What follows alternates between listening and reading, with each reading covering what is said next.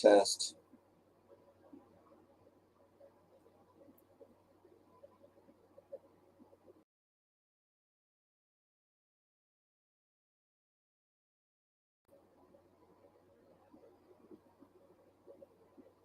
Test.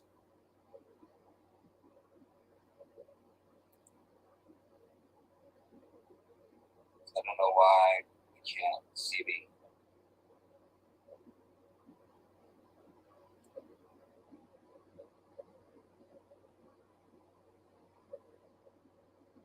Carlos, you could see me? Because I can't see me. Am I on the right channel?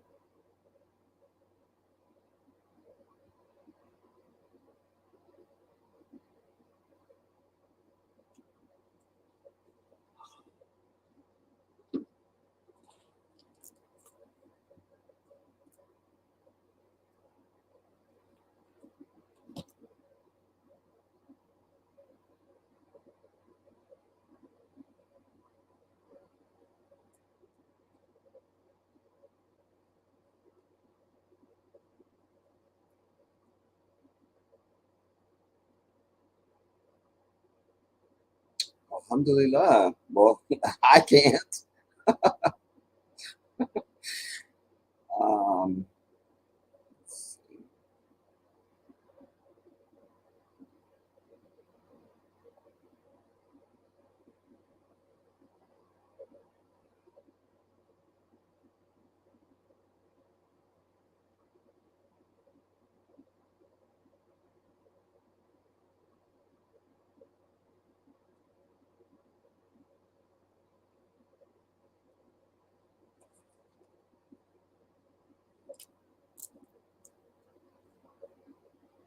test.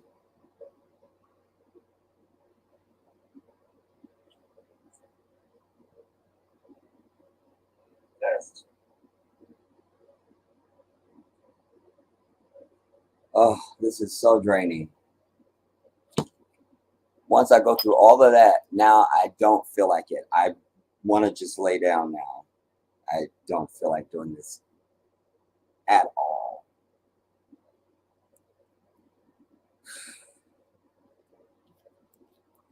Um, I don't know if it's even shared out.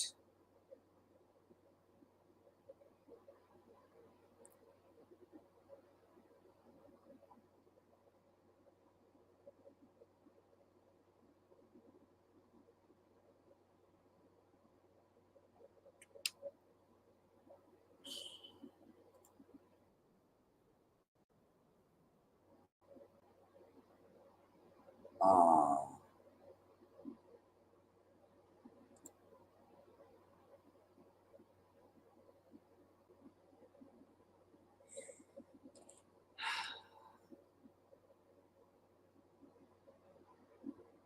what is this one called? Last try. So I need to get rid of these other ones.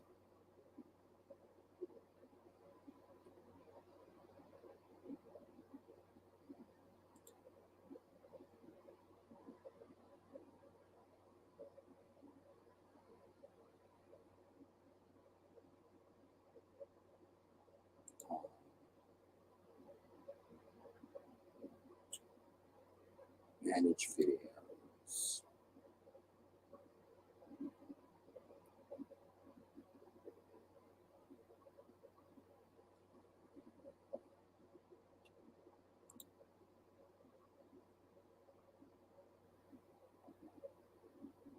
All right.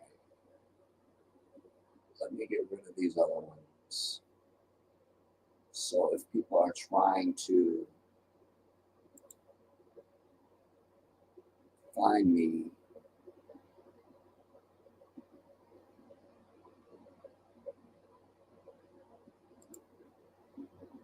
then they know which one is the actual one.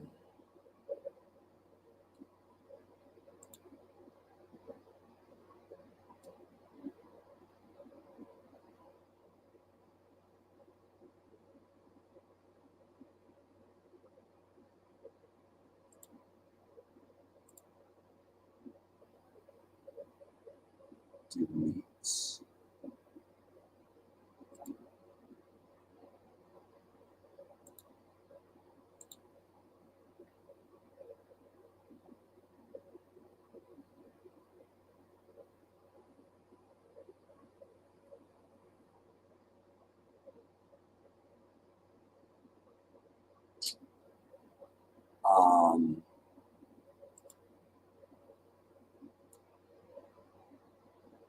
I don't know where to begin, you guys. Let me first start by turning off the air. It's very hot in California, like 118.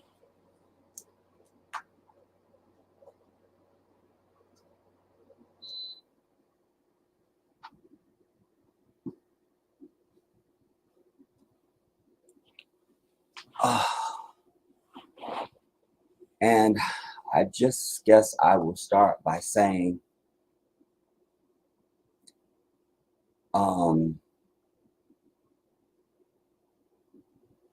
that I really was looking forward to being with you guys. I've been trying to be here for a minute, actually. I feel like I was trying to do a live stream even before I went to Florida. And certainly while I was in Florida, I didn't get a chance to. I was just all over the place. I was only there for just over 2 weeks. And I did put out a recorded video for any of you guys that may have seen it. And then I put out another video yesterday saying that I would be live today. I felt a lot more invigorated when I made those proclamations. I do not feel that way now. I'm frustrated. I'm tired. I'm pissed off. I'm mad because it took so long for me to just even, I don't know why I have this many problems just trying to go live. You know, I don't know. I don't know. I don't know. And the thing that's frustrating is when you go live, that goes out. So, and then if you're sharing it, then people know, oh, you're going to be live or you are live. When you have complications, you lose audience. You know what I mean? I think. And I think that's why it happens. I think they do that to me on purpose. Because as I always say to you, and it's going to be true to the last day of this planet, the white man is the devil on the earth, everybody. And much of what we're going to talk about today backs that up. I had a lot of things that I wanted to discuss. And some of it, I'll get into a lot of it. I'm trying to do time management because I'm starting later than I wished I had, although this is still very early for me. I also want to leave time to be able to share with you my trip to Florida because it was, I'm so glad I took that trip. I'm so glad. I'll talk about that when I talk about that. I want to, I don't have my pictures and videos lined up, but I can find them. It's not a problem. I have footage, drone footage that I took. I took pictures, you know, places that I went, things that I did. I can share that with you guys. But there has been other developments. And the thing that I'm most concerned about now at this moment, in fact, my nephew called me earlier, and that was the only phone call I was going to take today because part of my problem has been trying to keep too many commitments to call people or to make sure I do this and do that. I got to stop making so many commitments. I got to stop because I'm wearing myself down, and then I'm an empty vessel at the end of it. And then it's like, well, what was that for? You know, I know what it serves. It serves my moral fabric most of all, because one of the things that's most important to me on earth as a human being, as a man, is that my word must be biblical. If I say it, it was on the tablets that Moses brought down from Sinai. This is one of the marks I know to be of any male who's going to attain manhood, or certainly anyone marching around the earth trying to call themselves a man. One of the first high requisites is that your word must be gospel. So I had other commitments, and I just thought, I can't make them. I can't do it. I can't do it. I can't do it. My nephew called me, and I literally said to him, I said, you're the only phone call I'm taking today, because I said I was going to do a live stream, and I need to make space for that. Actually, that phone call with him drained some of my energy. That's my nephew. I love him as if he came from me. So I can't not, but that did take some out of me. That's time. That's personal, spiritual energy that I could have had just for me, And so I have to start being a little bit more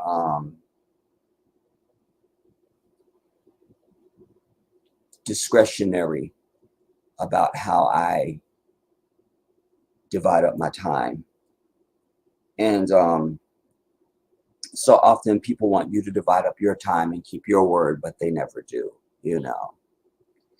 So when my nephew called me, I had other piss and vinegar in me, because I had already been contemplating this supposed assassination attempt on Donald Trump, the orange puff. And I was still working out my own thoughts of what I wanted to present to you as my findings and what I think. There's a lot going on. I was surprised. This surprised me, because I'm usually in my own world and my own thought bubble. And sadly, when I'm making observations, I usually don't see those observations being made by most of humanity. So I was really surprised when I even saw the open media questioning the event, and blame being thrown around, and there was charges that it was a planned event, and it was a few things. But in order to get your mind around this, first, shout out to you, Carlos, and thank you for letting me know you could hear me and see me. And Ironheart, a big shout out to you. I'm also doing this on Jedi Africa, everybody, because my other channel, the Jedi, when you do social media, if you're somebody that doesn't do social media, anything I'm going to sit here and say in the next couple minutes as I say what I'm about to say right now, is like as if I might as well just be speaking Egyptian hieroglyphics to you. It won't mean anything, But and as I was even saying to my nephew, for me, social media is different than most of the rest of humanity. For most people that are on social media, it's for the predictable. They it's popularity. Just for bragging rights, to have a large following. There's people that think they're cute and they want to be seen by a lot of humanity. You've got people who are just here for money. They're not going to take the time to think about what it is they're putting out so much. They kind of just jump on a sensational story and their camera goes on and they can't wait. There's no preparation. One of the keys to my success, certainly when I had my 23,000 subscriber channel, and inshallah that will happen again, because I'm still the same vessel. As I've said, I'm not defined by a platform. I am the Jedi. I am not a platform. I am he. He is I. You understand? But one of the things that was made my appeal and my uh, reach so large and so fast is because people understand bullshit, you know, and people understand when they've left anything. And it's kind of like you go to a restaurant and you eat and you go, I could have made that at home. I make a better whatever than that. That meant nothing. And it really meant nothing. But when you have a meal that you go, wow, they really thought about this. That was good. You're going to talk about it for a few more months. You're going to call people. You're going to go back to the restaurant. Maybe you're going to send other people. That's a different experience. And so I always, as a human being, whether it's on here or I'm not, I'm always someone who has been thoughtful about the things that I do in life. And certainly before I present anything to the public, I've thought about that, you know, and is this what I believe? Is this the best information? Have I vetted the information? And then there's another category.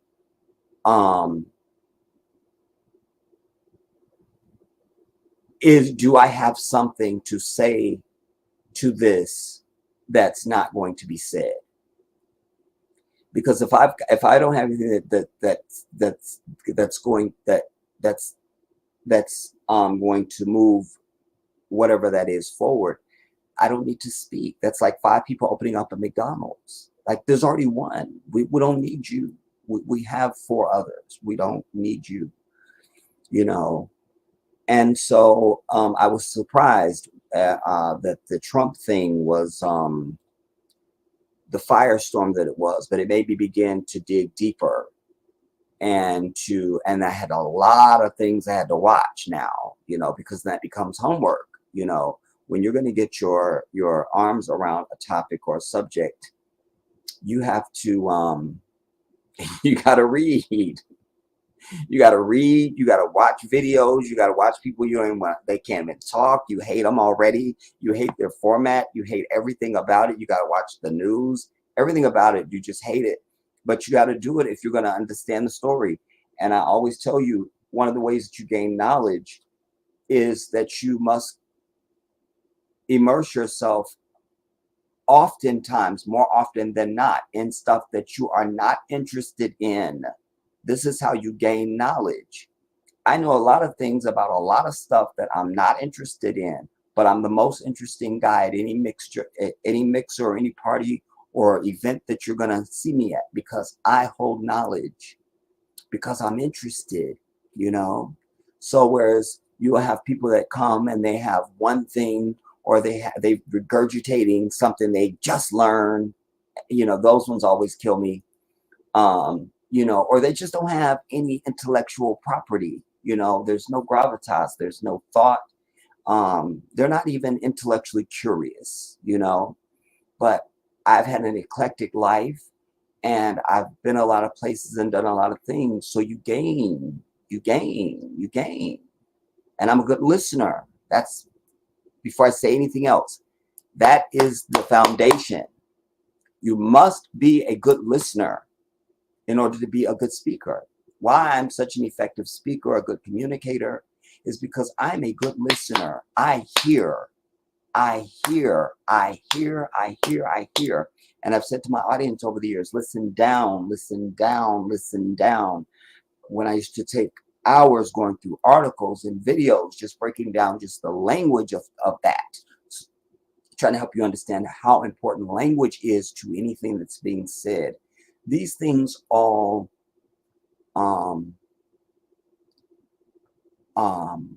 become then me presenting whatever it is I'm presenting. So in the case of the Trump debacle, I always say about knowledge converging.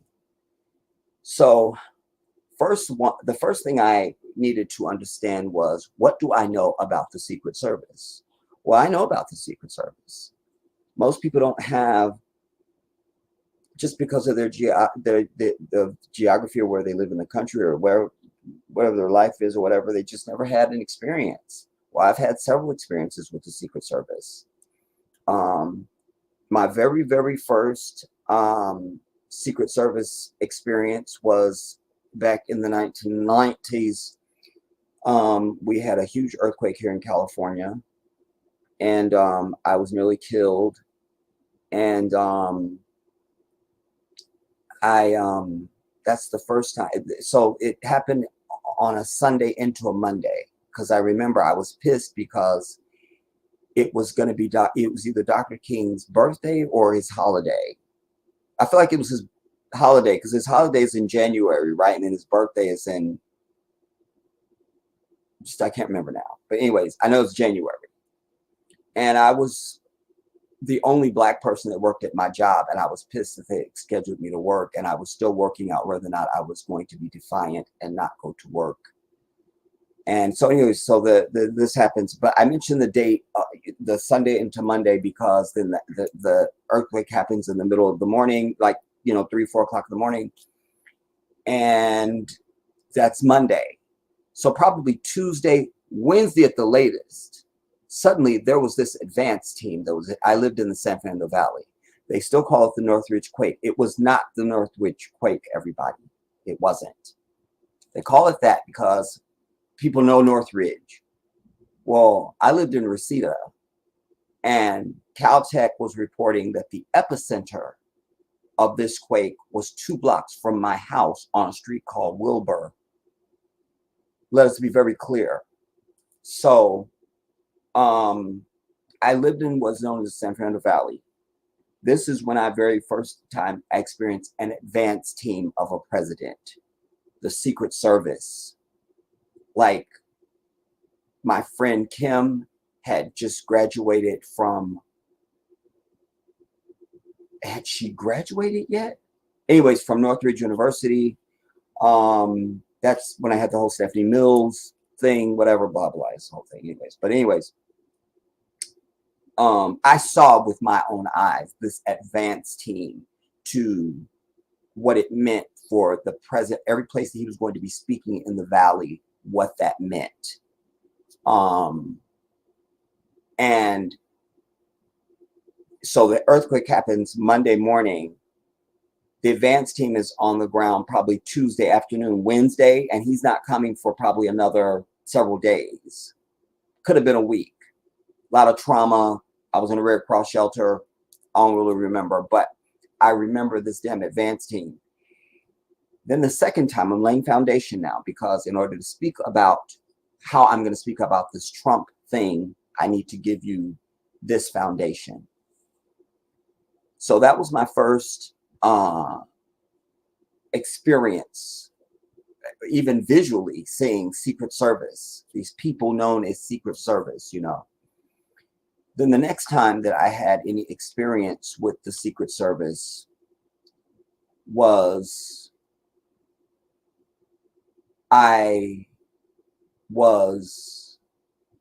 now I'm living in Maryland, but I work in the district.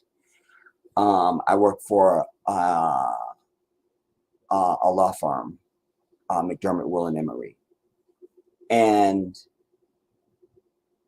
some of my friends had come from California to visit me, and they had not too long finished this Jefferson Memorial. We were there at night. I took pictures of the stuff that's written on the memorial and all. It's a whole thing. But I was wearing my Deion Sanders throwback, my number 21. I even had the little turtleneck with the swoosh. I had my Cowboys hat. You couldn't tell me I was not Deion. I would have fought you. You feel me? And so we're leaving the memorial, and we're pulled over by Secret Service police. And if you live in DC, Maryland, Virginia, then you know what I'm talking about. Like, they real tight about they damn Redskins. You feel me? Even though the moment they lose a game, they fire everybody and change the entire team. Like, And so to wear a Cowboys anything was blasphemous, you know. So, but I'm not a sports fan. I'm not even a Cowboys fan. I just really like Deion Sanders. Like, I'm a fan of him. He's such a solid human being and a man that I would like to, and that I do take and emulate from. You know, he's an impressive human being. He's worthy for me to wear his name. So the Secret Service police pulls us over. I knew I hadn't done anything wrong. And so I, of course, asked, can I ask why I was pulled over? He goes, yeah, because that jersey you're wearing. No ticket. It wasn't a, there was nothing else. That's why he pulled me over. Just because I'm wearing this damn Deion Sanders jersey that I still have, by the way. I bought it from Modell's Sporting Goods, and it has held up quite well over the decades. But that's number two. Number three, I was leaving the law firm one day. I don't know if it was a holiday, if we had a short day. I don't know what. But normally I come out of the law firm, I cross the street to Metro Center, I go down into the subway to catch my train to go back out to where I park my car and go home. But for some reason, I didn't go into the subway system. I must have had time. Somehow I had time. But anyways, right around the corner, there's like a convenience store, liquor store / market, whatever. So I decided I'm going to go get something cold to drink before I go into the subway system. I walk into the store. I get something to drink. And it wasn't a lot of people really in the store. You know, and it was a very quick thing. And then I went to go pay. And then I went to the door, and this sister, she was Secret Service police. She steps to my door. She goes, "You can't leave." I go, "What?" I go, I didn't steal anything. She goes, "No, they're moving the president." Because where this is the JW Marriott is right there. And Clinton was president, and they were moving him.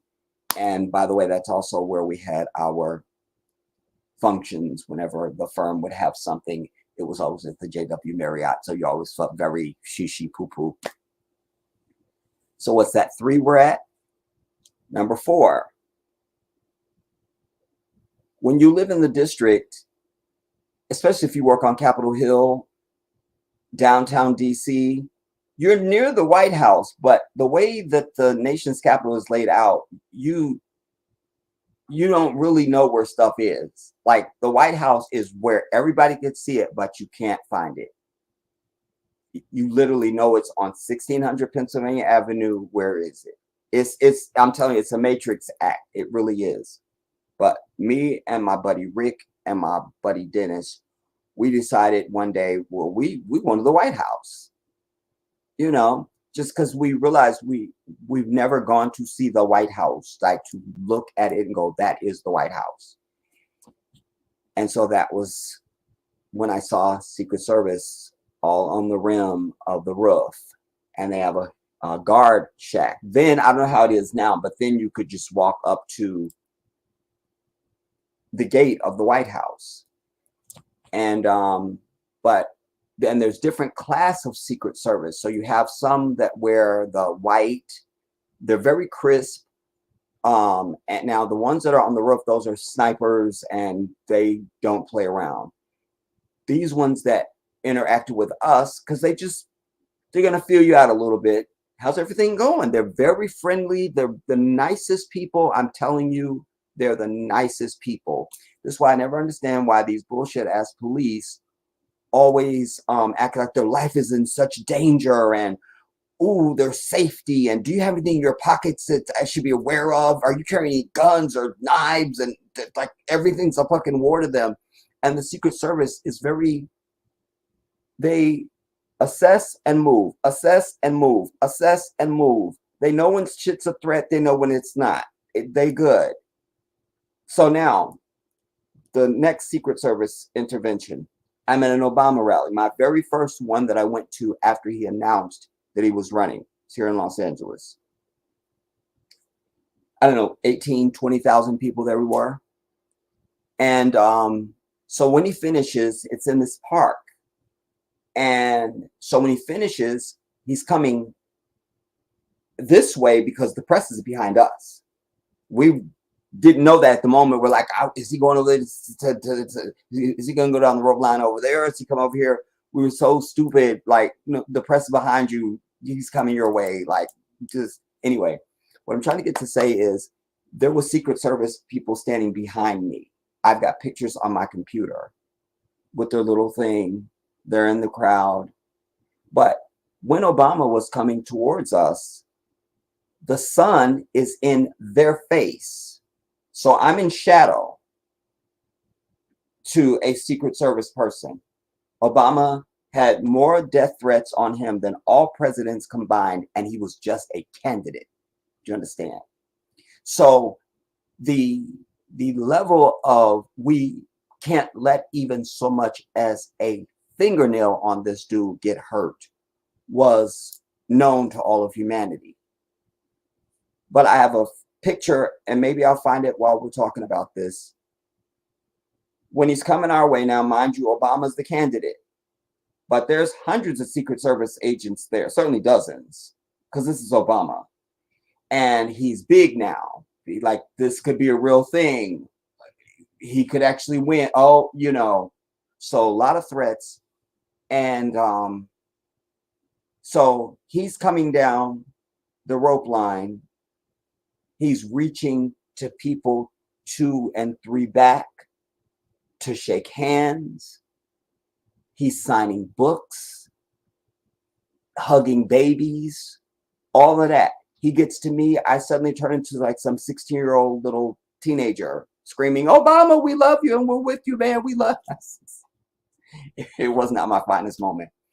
But then, and meanwhile, if I find this picture, you'll see in this picture, there's a Secret Service agent. Mind you, again, I'm in shadow. The sun is in his face. But I'm telling you about all this other stuff to tell you all the shit they're dealing with just for him to get down this rope line.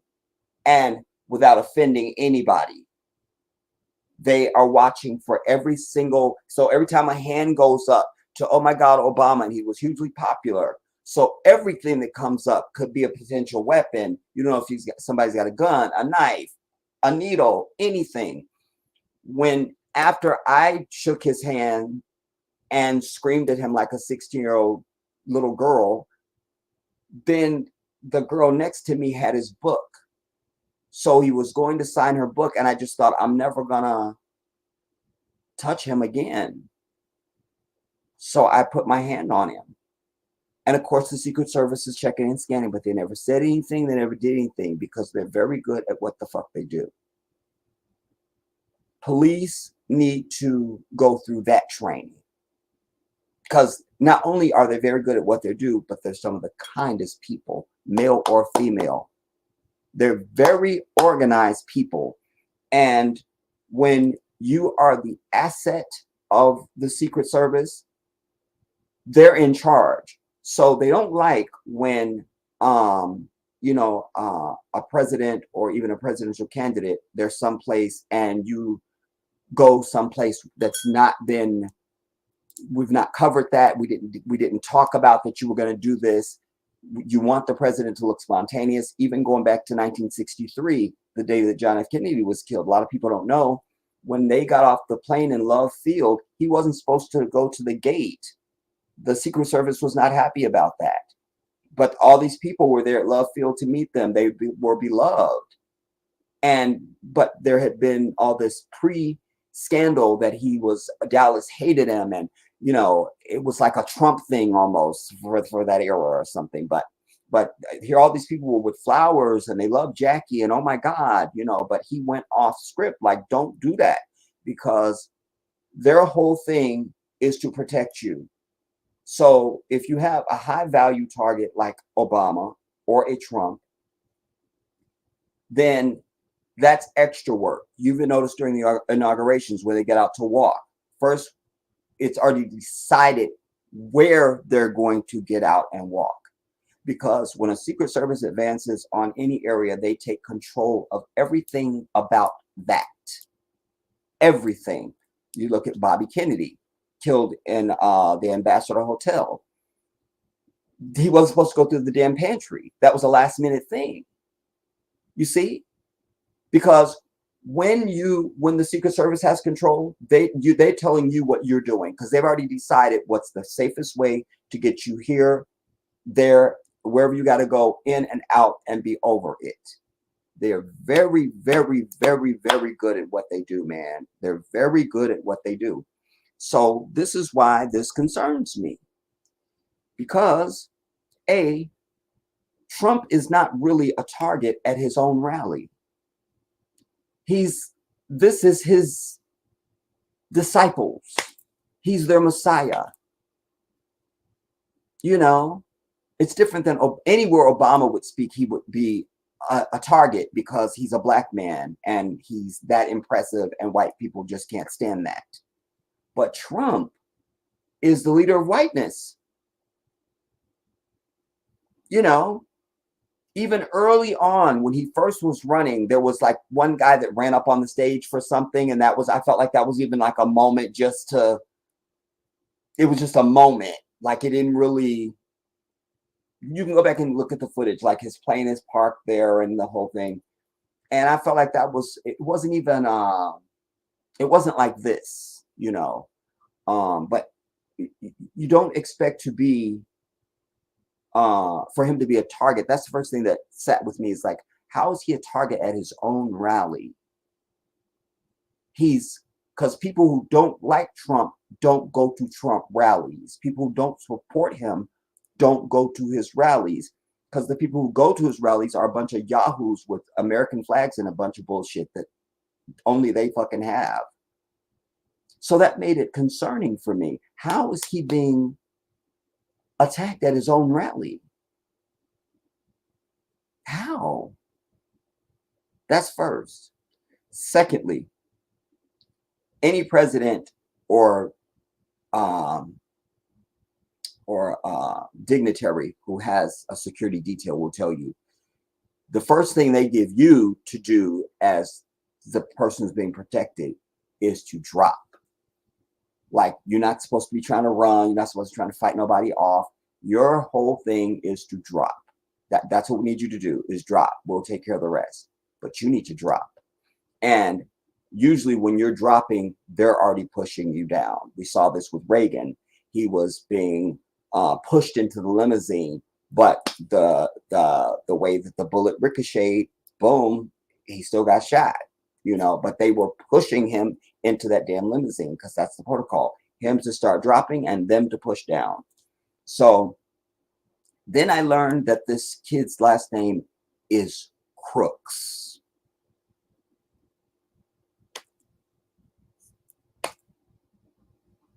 Or Crook, right?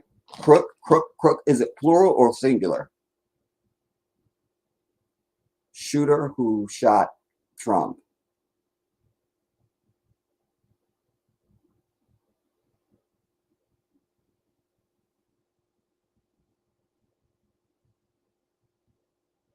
Name of the shooter who shot Trump.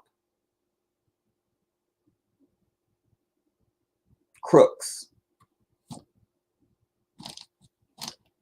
But you see, white privilege was also part of this.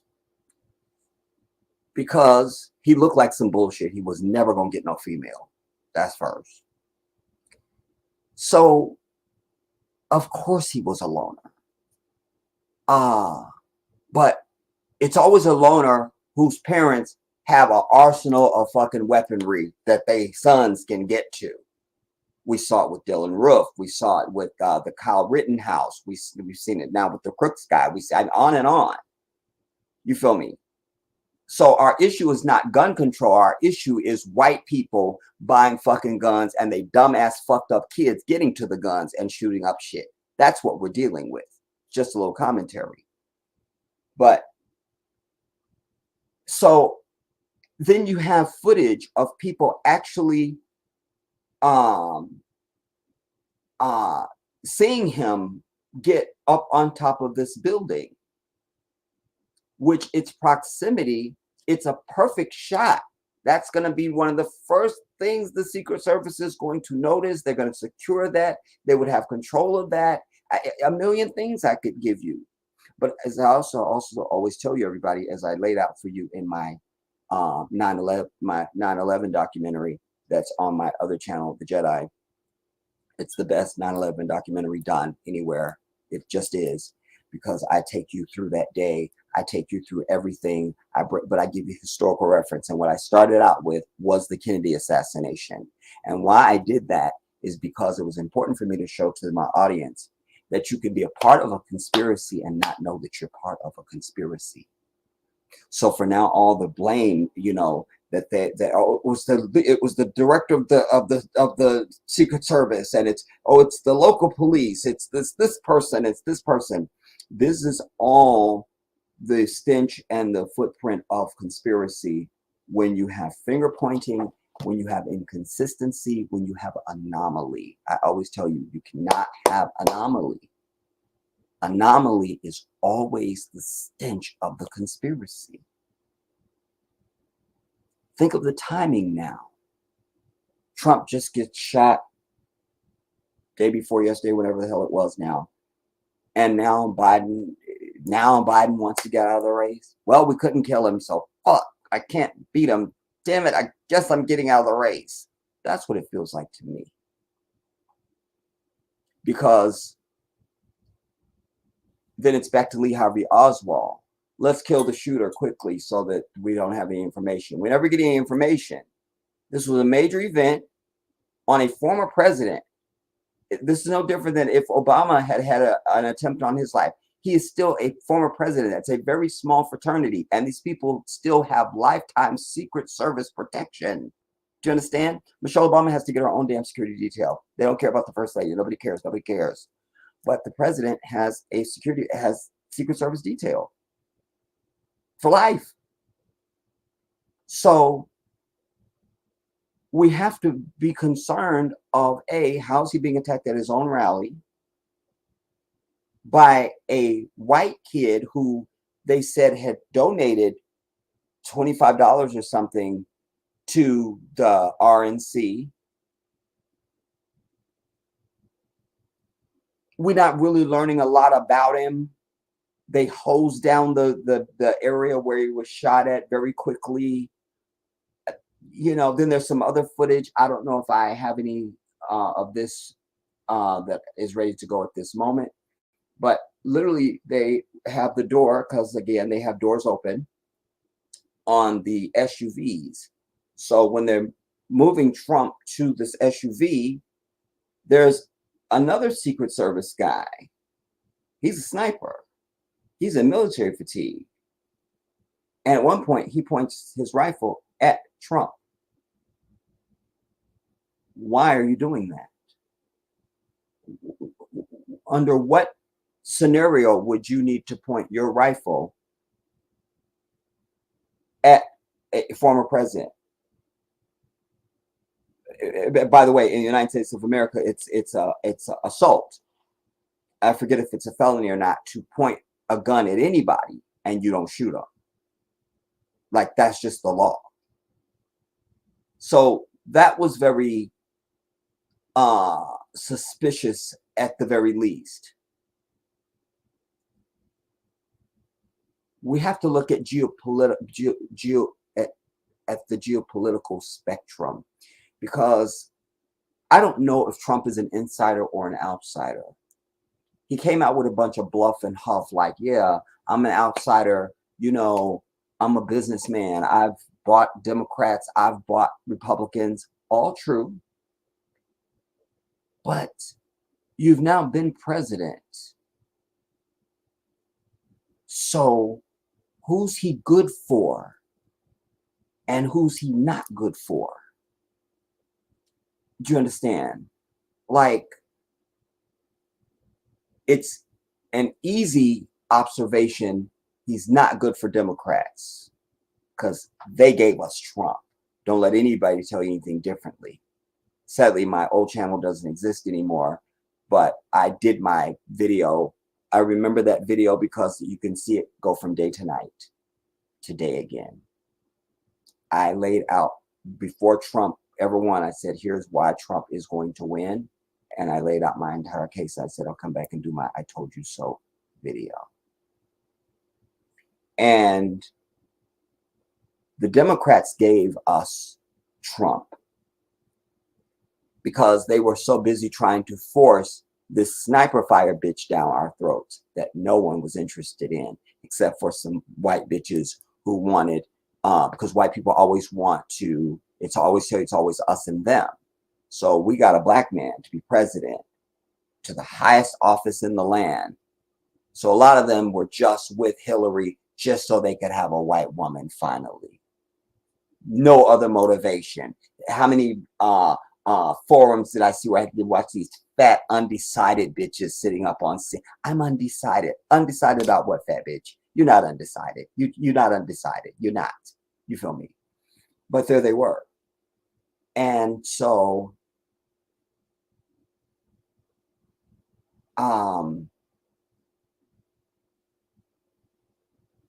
who is he? Before I go to that. So while they were so busy trying to shove Hillary down our throats, they pissed a lot of people like me off who just didn't vote. Do you understand? Was going to go and just write in Bernie because that was the only choice to even make in 2016 and 2020. There was nobody else to even consider except for Bernie Sanders. Nobody.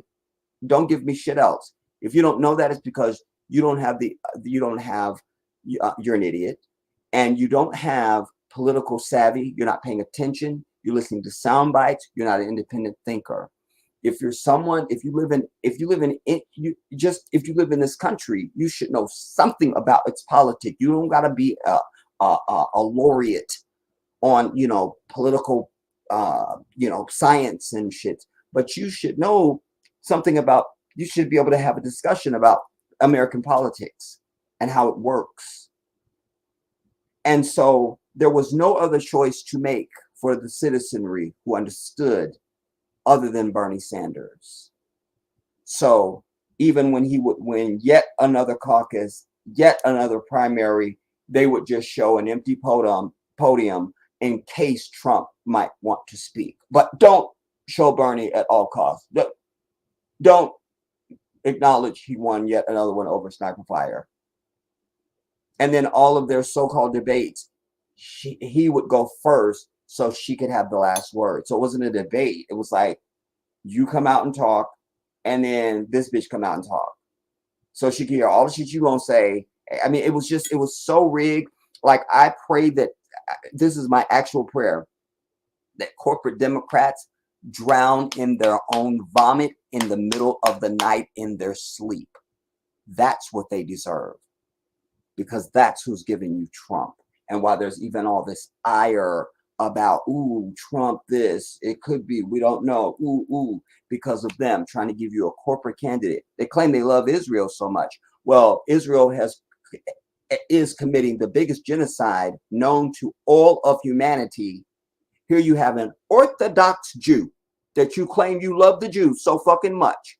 Here is an Orthodox Jew named Bernie Sanders, who you did everything, the media, both the right wing and the left wing media, and the fucking Republican Party, and the goddamn it the DNC, all colluded. For the love of God, anything but Bernie. Take you back. Remember, they let Bloomberg buy his way onto the debate stage. Do you remember? James Carville almost had a meltdown. He had a meltdown. They rolled him out of the cobwebs. He was like, this country's going to hell, and something got to stop this. Something got to stop this, because Bernie is coming. Bernie is coming. Because he's actually will do the shit that all these politicians we've been talking about are, and since all of us have existed, it's just hot air. He actually will do the shit, and they know it. Anything but Bernie, for the love of God. And that's how you got Trump. That's how you got Trump. So we have to understand now, in the context of this assassination attempt, if where they're looking is this is the big mistake. Where they have all the video has us looking, or suggested everybody is looking towards this shooter, is in front of Trump. But they've given us a still shot of a bullet coming from behind Trump. Trump is hit on the ear from the rear, not the front. But there's history for this. Oh my God, Jedi, is there? Yes, there is. Because they gave you Sirhan Sirhan as, oh, well, it was Sirhan Sirhan. He was shooting at Bobby Kennedy. He killed Bobby Kennedy. Oh my God. Except he didn't. Because Sirhan Sirhan was standing at least 8 feet in front of Robert Kennedy. And the shots that killed Robert Kennedy, Dr. Noguchi said, were nearly contact wounds behind the right ear. Sirhan Sirhan was never behind Robert Kennedy. So now we're back to Sirhan Sirhan now. You're showing us, because there's even this lady that they say she must have known something, because there she is. She immediately has her phone up and she doesn't react like everybody else around her. I saw a very good analysis of that.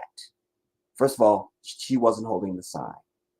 That's somebody else's sign. That's proven 100%, 1,000% it's proven. She's not even holding the sign. Now, the bitch is still having the wrong reaction. Let's be very clear. Like, I don't give a damn what's going on. At some point, you realize this is chaos and you should have a certain reaction, and she does not.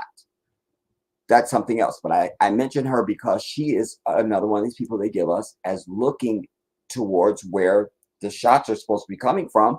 But what's right in front of us that nobody is saying is that, yeah, they've been telling us all this, but guess what? The shot that hit Trump didn't come from in front of him. They literally have a picture, a video, where they've circled it in red of this, how you catch a bullet in flight. I guess you can do that now. Oh. But there it is, clearly coming from behind him. So how is the Crooks guy shooting behind him in front of him at the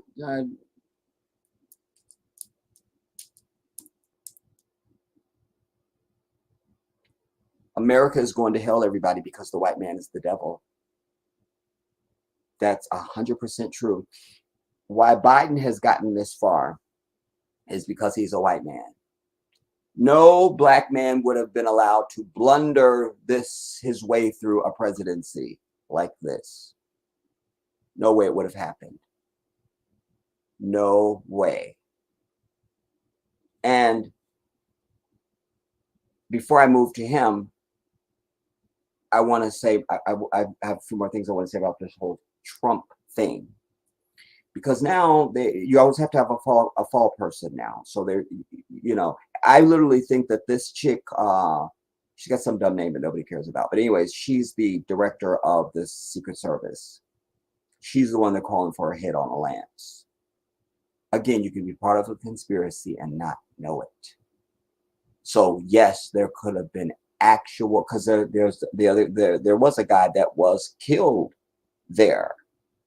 But we've not seen, I haven't yet, of any reenactments or any computer-generated models to show us where was he standing in relation to Trump. Who shot him? What was the bullet? Do we have the forensics on it? Has there been an autopsy? Was it a Secret Service weapon? Was it how was he killed, this guy? How? And he's dead. So there's more to this than just it was a blunder. Don't buy that. Don't buy that. And anybody that knows how to go and buy 50 fucking rounds of ammunition and scope a fucking sniper's nest to shoot at anybody, quite frankly, is not insane. Do you understand? It's just that there is since before you and I, most of us were born, this white devil has had ways of, there's even books written on it. There's all sorts of video documentaries that you can see on YouTube now, even Manchurian candidates, how they can really fuck with the mind. The mind is something that you and I don't understand the way that they spend their time trying to understand. This is why I've always told my audience, you must be the captain of your vessel and you got to stand at your gate, because they have a very good way of slipping shit in on you. You understand? And you don't know how it got there. And you think you're being authentic, and you're not. You're not. I saw a documentary. The guy was doing a piece on this very thing, and he didn't know he'd even been affected. So literally, until he sees the take back, he doesn't realize he's been given a suggestion, he's been given a word, and when this thing happens or when somebody does something, he had this terrible limp that just was from hell. And then when something else was done, he went back to walking normal. He's the reporter there to say this is some bullshit, and didn't realize it even happened to him until he saw it on video. So he didn't even know it was happening to him while it was happening to him. Do you understand? These people are diabolical. White people are desperate because of the browning, they like to call it, of the world, quite frankly. But don't even buy into that, because they've always been the minority. Ain't nobody, it's not browning, bitch. You just recognizing that people are waking up that you're not the majority. You're not. You never have been, and you are not anywhere. Nowhere are you the majority. Nowhere. Nowhere. Just because you get 10 white people only at a restaurant, that doesn't make them a majority. That just means there's 10 fucking white people at that restaurant. That has no other implication at all. And that's what we need to understand as African people. Don't ever call yourself a minority. For what? There's 1.5 billion of my black ass just on the continent alone before I even start counting brothers here. I don't need to. Don't need it. Don't need here. Don't need the Caribbean. Don't need South America. Don't need any of it. I'm a majority. I am one, but I'm one of 9 children. The youngest and the cutest, by the way. Last one from my mother. That's something else. But I sit, but as one. It's like the saying, I come as one, but I stand as 10,000. Do you understand? So these are the only people, the only entity. I don't like to use people. This is the only entity on the earth. Hear me very carefully. It's the only entity on earth obsessed, literally obsessed with domination, ruling, controlling, they're obsessed with, like, you're just concerned about your life and maybe what you leave for your family when you pass, and you kind of good. They concerned about if they will be the majority into a time when they bitch ass know they want the individual won't even be alive. So like, why do you care? Because they're fucked up like that. They just are. So in order to understand this Trump saga, one has to know, what does he mean geopolitically? Who stands to gain by his assassination? We could say, it's too easy to say the Democrats. I've already prosecuted that. That's fine. I get it. But killing him wasn't going to make Joe Biden suddenly amazing. You see, it just would have, it would have done exactly what I would suggest to you that it has done. It created sympathy for him where there wasn't any. People who didn't even like Trump feel sorry for him, and probably now just gonna vote for him. They're like, damn. And then you find out this judge just dismissed some charge against him. So people feel like, man, he's got a raw deal. Fuck it, I'll vote for the dude. And why not? Once you see this ghost that he's running against, that's the diaper, I've been calling him, I've known since before James Clyburn, who also needs to choke on his own vomit. He's the only reason why, he's the reason why we have Biden. Because Biden, once again, had failed and couldn't get out of Iowa. Campaign was over. Here comes James Clyburn. We should pray for his demise, at the very least. Because he pulled off this magic act with his Sambo sellout ass, got black people believing that we had some relationship with Joe Biden that simply we didn't have. This is the very dude who authored the 94 crime bill that Clinton signed. He wrote it. This the dude? Really? It was so psychotic to me that anybody was so overjoyed by this farce of Joe Biden.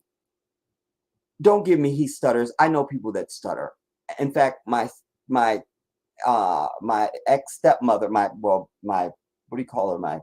I guess my ex-stepmother, well, she died in the 90s, but anyways, she used to teach, she was a speech therapist. You understand? She taught at the school for the deaf even. Like, don't give me you're a stutterer, and so this is why that you don't know Zelensky from Putin. Don't give me that. Don't do that to me. Don't do that. You see? But they're selling you this. Why are they selling you this?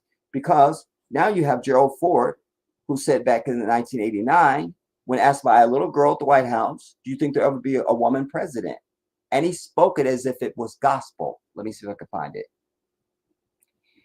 Not like, oh, this could happen. He laid out a scenario. Like a scenario. He was like, no, the Democrats or the Republicans will nominate, someone who will then pick a woman as their running mate. And that's how she'll be vice president. He will die and then she'll be president.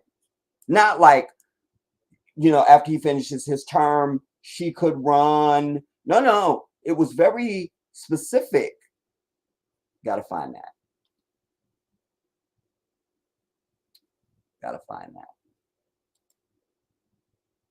Because you're like, are you Nostradamus? Are you prophesying? You feel me? I mean, it was very specific. But I am willing to believe that there are powers that we don't know that Trump is not good for. That and by the way, his speech after now that he survived was very contrite. That's a different human being. Different, as it should be. When you nearly face death, anybody you ever know that's been in a really bad car accident, they the same hateful bitch you always knew them to be, don't deal with them anymore. When you're faced with your mortality, that should automatically change you. There should be a change. And when there isn't, it's a problem. It's a problem. But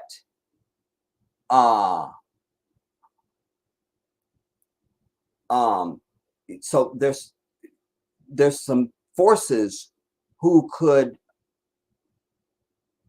he may not have been good for.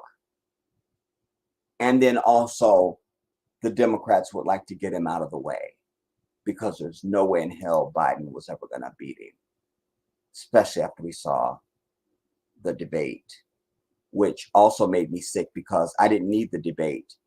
I knew that already. And what made me sick was there was the Joy Reids and the Van Jones and all these fake ass other people up on fucking media acting like they were just so like they just saw flying saucer land, and they had no idea that this could have existed in the realm of possibility and humanity, and they just did not understand how this could even like a mummy walked out of a wall and shit.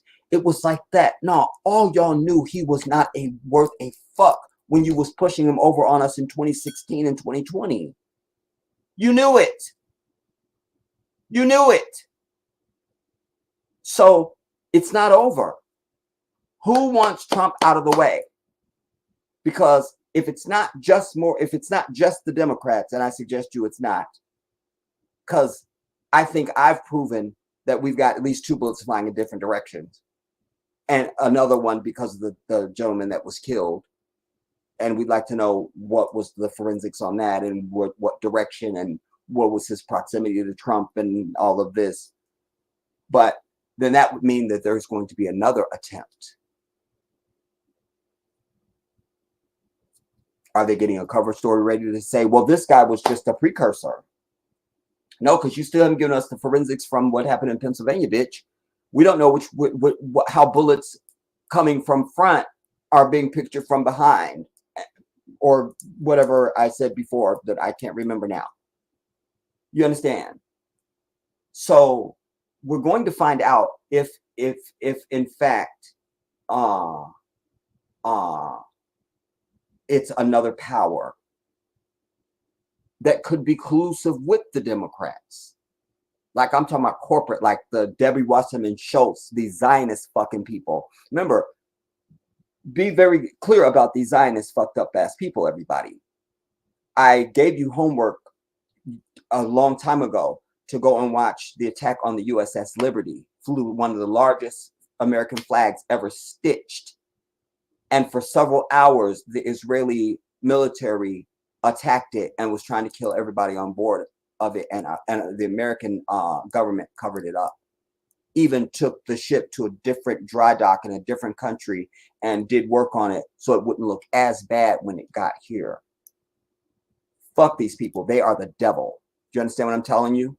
They are the devil. They are the devil. Israel is not a holy place. Even as a Muslim, Allah says to us that this place, this land, that is a holy place. That is the dwelling place of all the prophets you've ever heard of. But that ain't the fucking holy people. You understand? That is nothing but the devil. First, I want to find this Gerald Ford clip before I go into some disgusting things that I want to tell you now about this Biden thing, which is going to make you sick. Because what you're being sold now is I don't want to spoil it. Just when I get to it, you'll be like, oh my God, you should just get a bag now to vomit in, because you will probably vomit. I mean, they think that everybody is psychotic. Everybody, they really do. They really do. What's this called?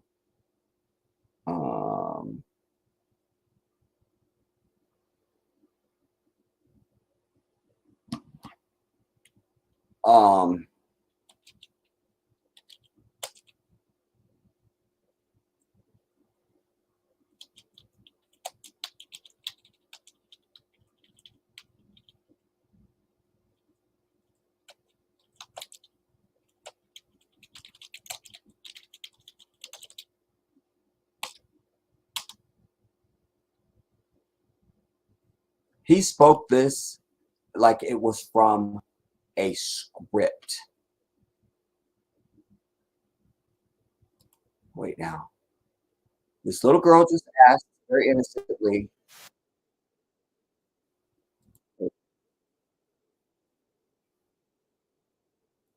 Wait now. Now the drama of trying to bring you in here. Present.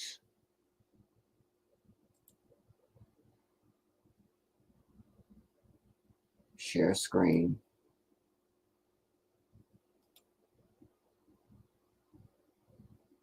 Haha.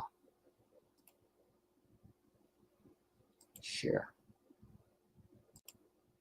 Listen to this very carefully, everybody, and I need to go and check this out because I don't remember if it's this software or my other one that echoes when I play sound. West Branch and to participate in October this 18th, conference. 1989. October 18th, For me to come to West Branch and to participate in this conference, which is being held here at the Hoover facilities. Mr. Ford, what advice would you give a young lady wanting to become President of the United States? Well, I hope we do have a young lady at some point become President of the United States. I can tell you how I think it will happen,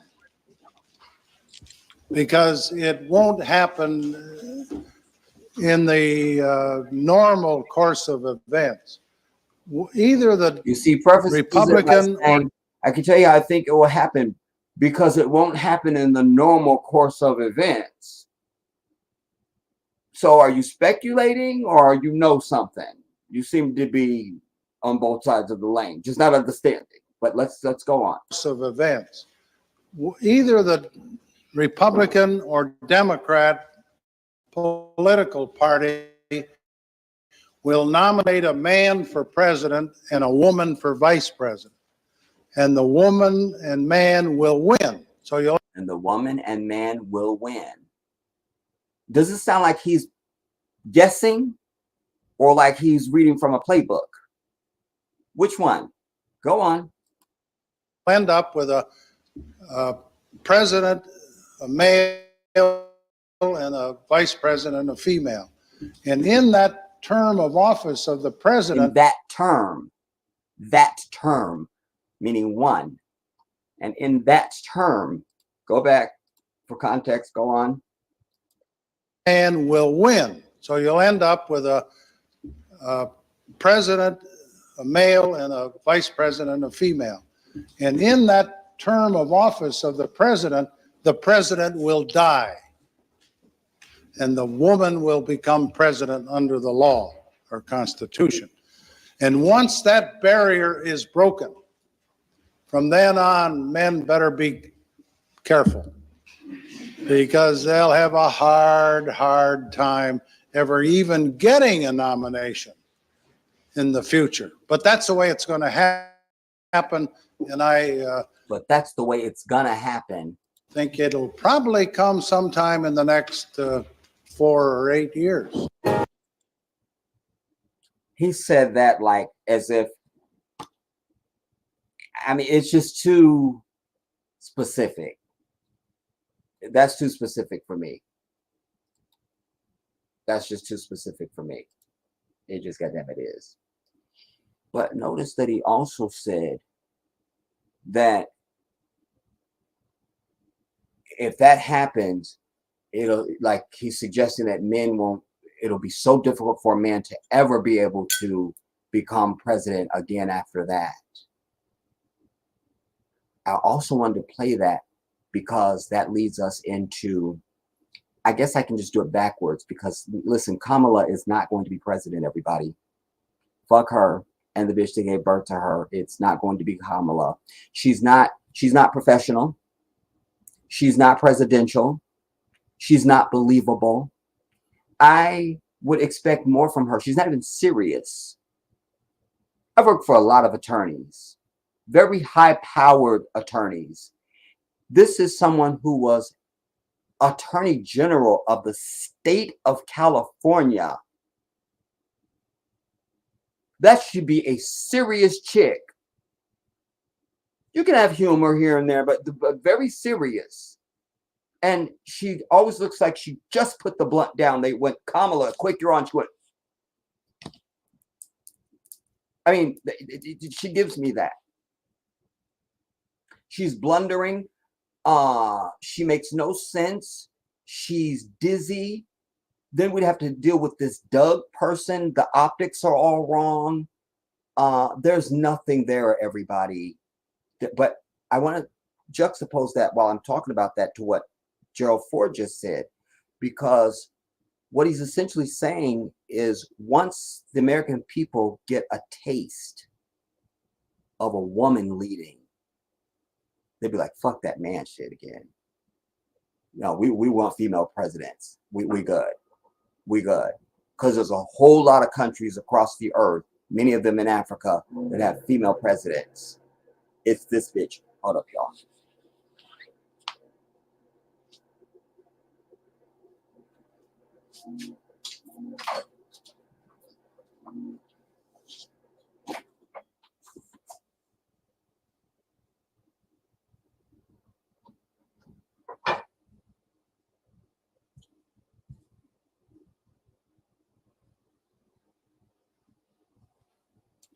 It's this country that is trying to keep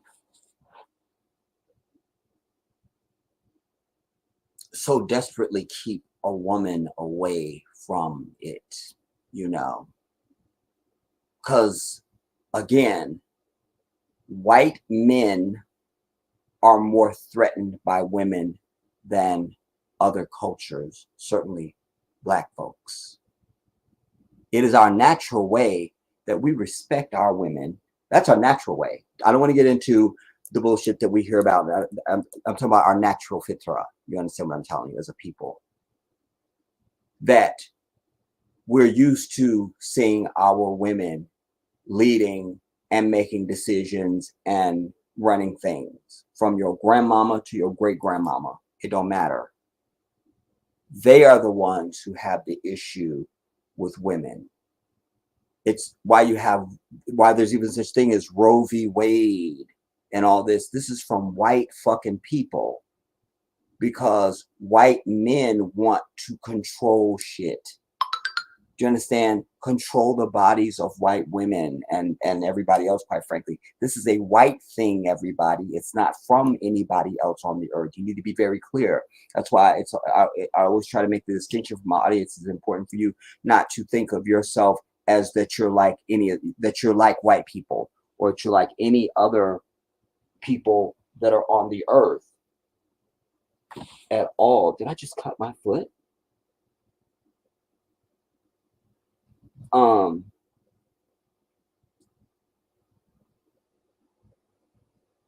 Because you are not. Allah says that I've made you of many tribes and nations that you may know one another. We are not the same. So if they are human, they are another species of human being than we are. I gotta get my tweezers, y'all. I think I literally stepped on some grass.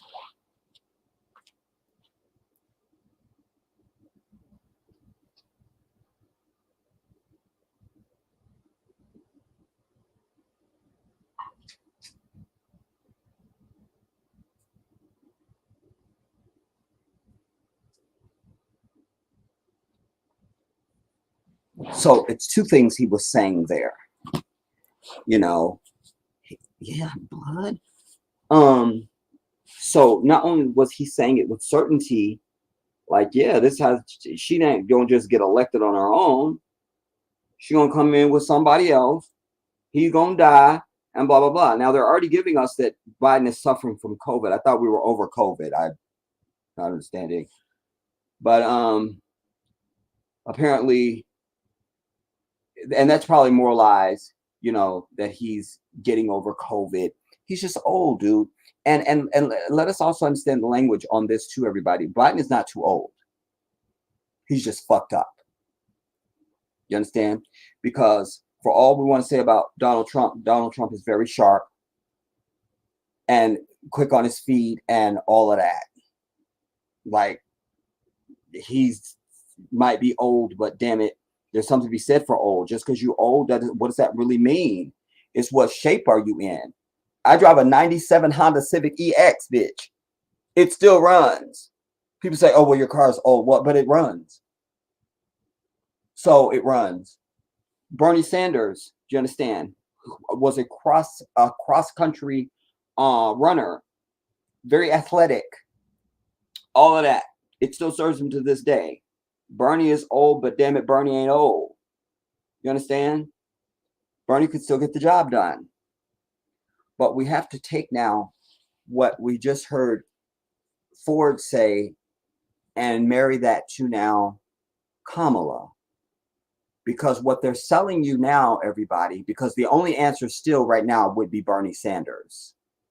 He should be, because the people are still pissed, like, you didn't fight, you wouldn't, when they were like, People don't want to hear Democrats fight. They want to hear them talk about the issues. No, we want you to talk about how dirty that bitch is. We because that's how you win. That's how Trump won. He would sit up there and say, your mother's a whore. This one's such. You're a liar. You did this. You did that. That's how he won on his side when they'd have their Republican debates. We want to hear about the other. Yeah, that's what a debate is. The dirt. The only person now who can come out and say, in light of Joe Biden pulling out of the race, I'm now throwing my hat into Bernie Sanders will win it landslide. It's not even a question. It's not a question. But here's what they're going to start doing to you. They're going to start selling you a sympathy story. I've got part of it ready for you right now. Listen to Van Jones. You will. This is what they're giving you. Because it almost felt like a eulogy. I'm like, did he just drop out of the race? Did he fucking die? You know, it's as if Biden was there with the founders, and he stepped off the boat with Washington, and there he was at the signing of. Yeah, I mean, this is this is what they're selling us now. Van Jones. That doesn't feel right. So is he going to die? Because they're selling it not as if people drop out of political races all the time. Oh, so-and-so's not running anymore. And they move the fuck on. But for some reason, not here. Van Jones, who is their butt boy on CNN. By the way, when I told you how disgusted I was present with when they were sitting up there, she couldn't believe that Biden was just so frail at the debate, and they couldn't go on. It's always Van Jones that they moved the camera in close with his white bitch loving ass, and he always had, like, he was the night when Obama lost the House. He was like, this was a shellacking.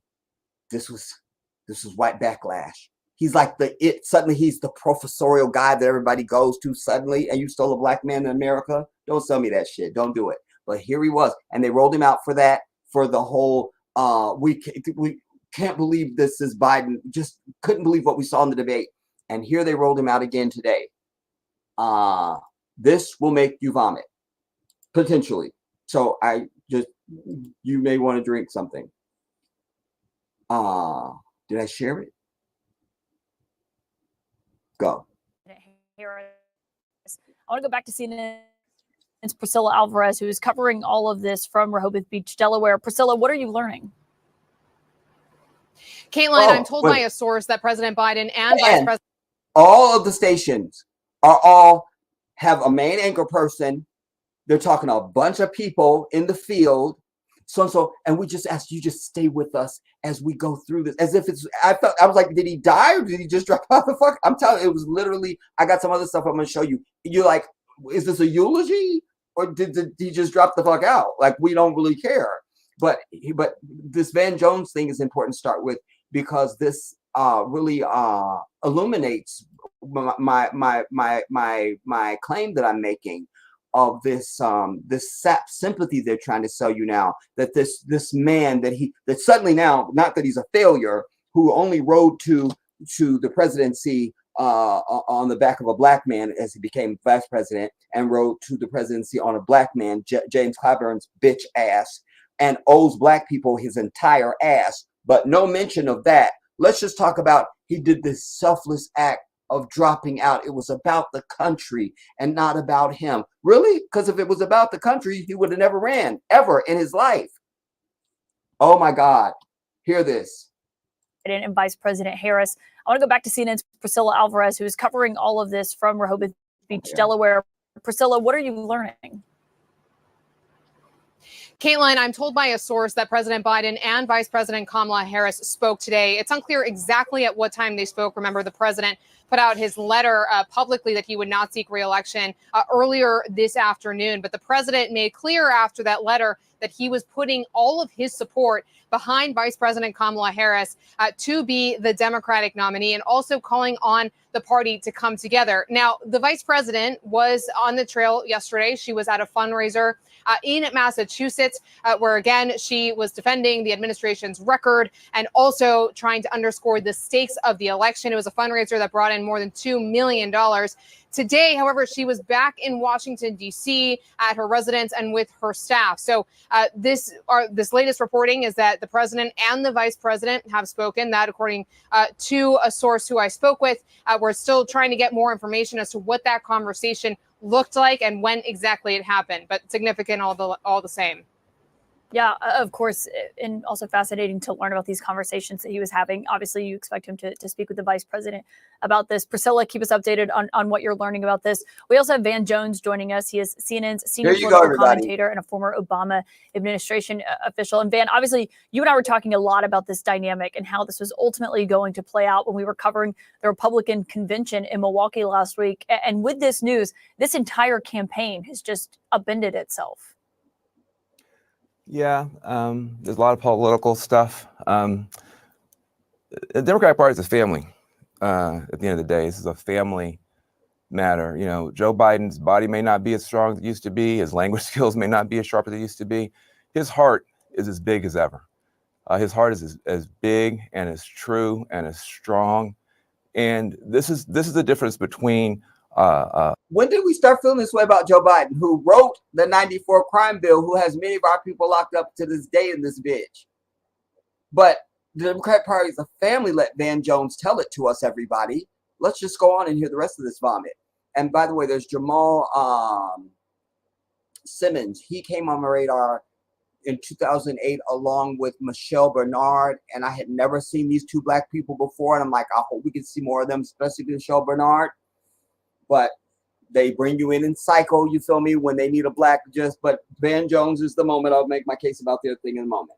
Week. And with this news, this entire campaign has just upended itself. Yeah, there's a lot of political stuff. The Democratic Party is a family. At the end of the day, this is a family matter. You know, Joe Biden's body may not be as strong as it used to be. His language skills may not be as sharp as they used to be. His heart is as big as ever. His heart is as big and as true and as strong. And as racist. And this is the difference between a politician and a leader. He made a selfless decision, and people are heartbroken.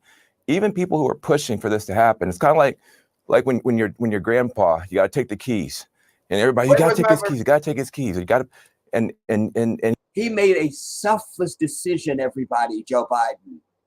But no, let the country go on without me. I'll sacrifice myself, even though I don't know what fucking day of the week it is and my diaper's full. It's a selfless act, according to Van Jones. Let's go on. He's fighting, and everybody's so frustrated. And then you finally get the keys back. And then you just cry. Because this is somebody that you love. This is somebody that you care about. This is somebody who was there for you. This is somebody, you wouldn't be here without him. And you have to take something from him. He wouldn't be there without our black ass. Not me. Politics is politics. But y'all dumb black ass Van Jones and James Clyburn and Barack Obama. So who's he speaking for? You see what this is? Do you understand what I'm presenting to you right here? But this is a human moment for one of the great humans in America. This is one of the great humans in America. He was there for the founding, everybody. It wasn't the founding fathers. Damn it was Joe Biden. A huge moment for him, for his family, for all of us who love him, for all of us. It wasn't Neil Armstrong that stepped off the damn. Damn it was Joe Biden. Damn it was Joe Biden. Us who wanted him to get across the finish line. But if you're a young person watching this, this is leadership. This is patriotism. This is what it means to put the country first. No. This is what it looks like when your bitch ass can't win at all. And enough people have told you, sat your ass down. You feel me? It's nothing less than that. But the fact that they're trying to make it something else, that's why I'm even sharing this with you, because they're trying to turn this into this heroic moment, like as if he just saved humanity. I mean, I was like, are they serious? I'll try and shut up. Put the party first and put the cost first. When your arm gets tired, you let somebody else finish pitching the game. That's what Joe Biden has done, and he's done that for all of us. And so I just want to say, I don't know who's going to be the VP, the non-VP. I don't know anything about politics. I just know that I love this man. I don't know who's going to be VP, who's non-VP. I don't know anything about politics. That's why I'm always up here talking about politics on a political show. And I worked on the Obama administration, though I know nothing about politics, says Van Jones. You see what I'm saying? All I know is I love this man, and wait, go on, wait, finish the eulogy. The greatest human being ever. Go on. I care about this man. It was painful every day to sit up here and talk about him like he's just some problem for the party. Wait till we get to the convention. You're going to see people crying, standing, screaming, cheering. He may not get a chance to talk for 10. But will they be screaming for our brothers and sisters that are still locked up because of his bitch ass? Or some fantasy that you've imagined, Van Jones? Go on and inform us further if you just could do that. Minutes, we finally get a chance to put our arm around this guy. He did the right thing for this country. He did the right thing for this party. All of us are going to be in this situation someday, and I hope that we really. Now, did he save the country when he went behind Congress and gave hundreds of billions of dollars to murder off more Palestinians in Gaza? I'm sure that's when he saved humanity. That must have been the moment he saved humanity. I just figured it out. That's the moment he saved humanity. Or the moment when he had the votes and could have codified Roe, but didn't. Could have gotten rid of the filibuster, but didn't. When did he save the country? And remember when he said he had black folks back, but hadn't done a fucking thing for us? Couldn't even sign the George Floyd Policing Act. So when did he save us again? Van, if that's your real name, can I call you Vanny? When did he save us? Go on, tell me now. When did he save us? Tell me now. Take a moment to honor this man and to love this man. I love Joe Biden. I appreciate what he's done. And a lot of people are heartbroken today. Even if it's the right thing, it's still just horrible. Well, and Van, I mean, on that point, which is a great point that I think resonates with a lot of people, of the personal nature of a decision like this. We often talk about things in a harsh political lens of who's going to fare better, what this looks like. I mean, I also have to imagine what it's been like the last 3 weeks, a little over 3 weeks since that debate, to see, what the reporting has been behind the scenes of Democrats who wanted him to get out. On Friday night, the reporting was that he was seething over, seeing big allies of Pelosi come out and call on him to get out, even upset to a degree with his former running mate, President Obama. And just to see, what he personally has witnessed in these calls from his longtime allies, people who certainly praise his legacy, but said, it's time for this decision to be made. But have we all gone through this with our own family members? Like, yeah, he's hurt, he's pissed. A lot of us wouldn't have careers. I wouldn't have a career without Joe Biden. Joe Biden picked me out of the puppy pile. He's a person that everybody says you work for Barack Obama. No, I worked for Joe Biden when I was in the administration. I was on his middle class task force. All of us have known that embrace. All of us have gotten those phone. You just threw Obama over the side of the ship and kicked him on the way over and said, no, it was all because of Joe Biden that I even had a career in the Obama White House. Calls and those cards with bad things have happened to us. So, that's a family. That's what it is. He's hurt now. He feels let down. He feels that his friends turned on him. In the fullness of time, he'll recognize that it was done out of love and as loving a way as possible. You've heard enough. But at the end of the day, I'm trying to give you the love fest, because you ask yourself, is this the message? It's just a guy who is fucked up because of Alzheimer's, dementia, and some other shit, probably. And you were never a winner. You were never a winner. You only became, I repeat this again, you only became vice president because Obama selected you. You would have never touched the Oval Office. You only became president. Your campaign was over because Sniper Fire and everybody else paid all those other fucking people who were in the race against Bernie to quickly rush to Joe Biden's side and make it seem like he had some amazing support on Super Tuesday that he didn't have. Do you understand what I'm telling you? So that's the reality. They're acting as if I don't even know how to, like, as if it's like as if this is not what it is. This is all you can't win. So take your old ass home. Go spend some money. Go to the mall. Do something. Spend time with Jill. But they're acting like he was the savior of the country. But for the country, he put down his arms and went on and did what? I don't know. A little bit more of the drama. Because you have to understand the eulogy of it all that I'm prosecuting.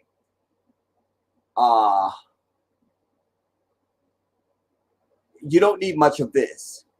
This is just the toe. Because this was a whole live thing. Like, you don't need this. You just need to get the tone of it. That's all. Because it will give you everything that I'm laying out to you. This whole somber, it's almost like there was a death at the White House or some shit. But when my nephew first told me it, everything that I kept seeing was endorses Harris. It took me forever to find one that finally said endorses Vice President Kamala Harris, like the full thing. That matters. It's like what I've taught you. In incarceration, everybody is last name, even officers, last name only. Inmates, last name only. So when I used to do police stories, notice they would, no matter how tragic the story was, they might give you the person's first name, and then after that, they become only a last name after that. There's a reason they do that shit. You understand what I'm telling you? So I saw that same thing happening here. And there's been no full throttle. And where are the women now to be rushing into the streets saying, we'll have Kamala? Not that the bitch is not going to be president. I don't even want her, and she ain't black. No way. I'm playing devil's advocate, if you will, to say where are all these women now who so want a woman to break that highest glass ceiling, running into the streets now to proclaim it's Kamala. Our moment has come. Kamala will save us. She will be the first woman president. Oh, thank God. Because technically she's not. And is he finishing his term till November? And then just saying, good luck to her after that. Because if he croaks today, she's president today under the law. But if he doesn't croak, then she's just the vice president. It doesn't mean anything. But here's some of this vomit Biden drops. Just the tone of it. You just ask yourself, am I listening to a eulogy? I mean,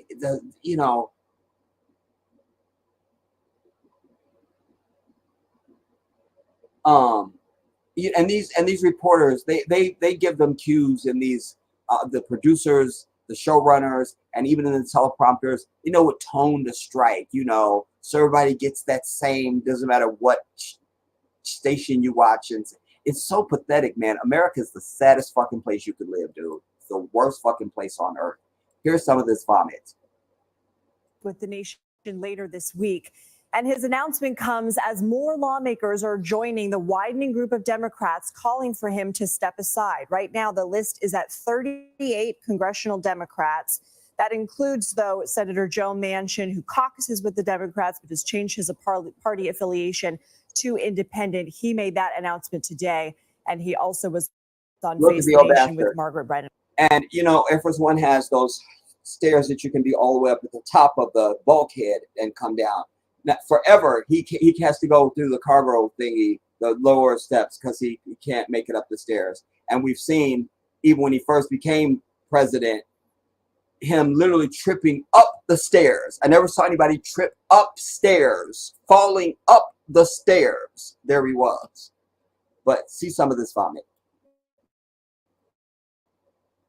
And also on Face the Nation today, we heard Look. From Dean Phillips, who mounted his own unsuccessful primary campaign Look. against Biden. And he told Margaret Brennan that Biden had lost the confidence of Congress. So we know that the voices have been sometimes trickling, sometimes coming out in larger groups. It had appeared that there was a sort of coalescing even at the top, that lower ranking members of Congress were, quote unquote, being allowed to make these public statements in which they were saying that he is going to step down. So will it be Vice President Kamala Harris? Will it be some other names that many Democrats saying they have a deep bench, successful governors that they would like to possibly have in the... And again, they're going to try and shove somebody down your throat that nobody's interested in. And it's Trump again. Period. It's already done.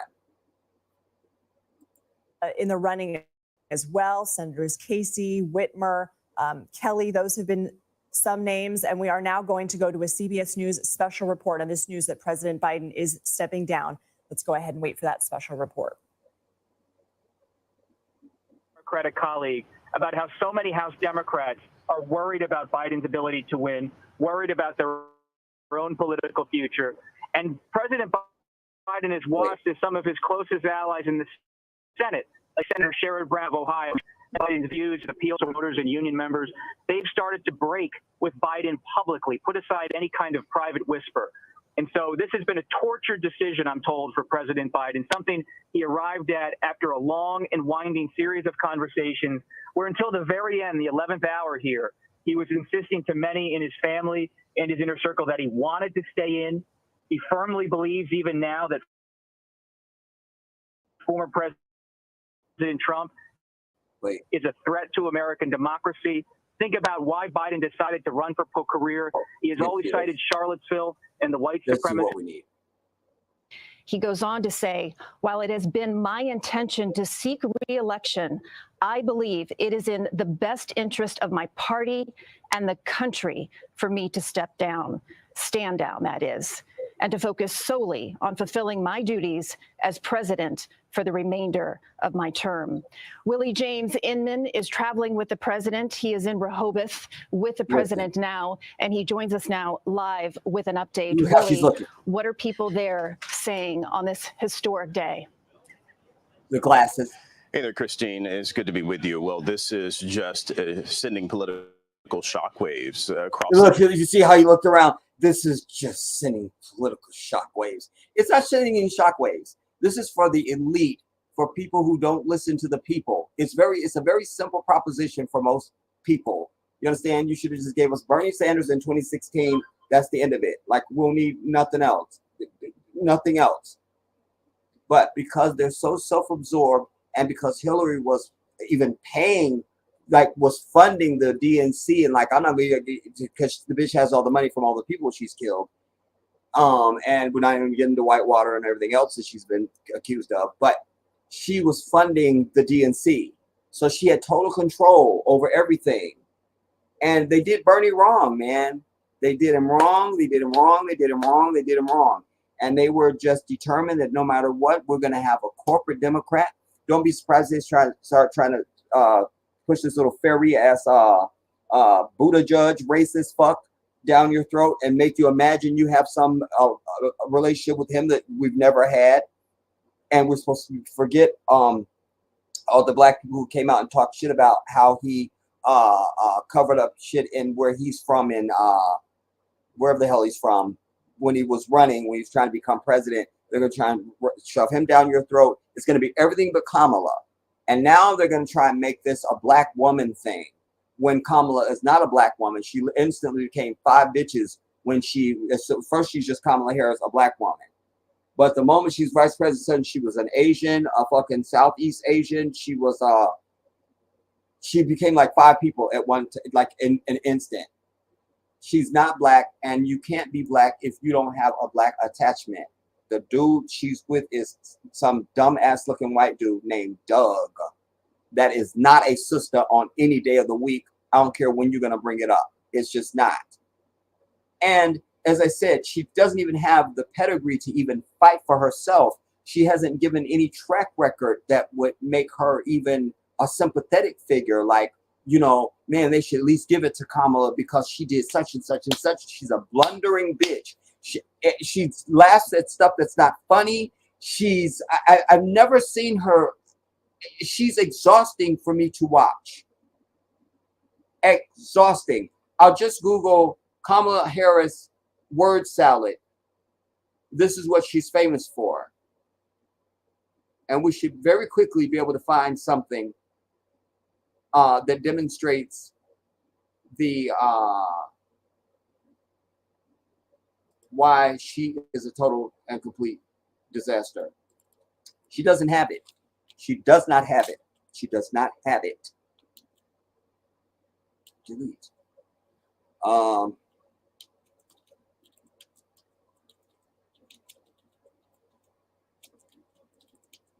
Like this became a thing in the lexicon that she's known as word salad, word salad, word salad.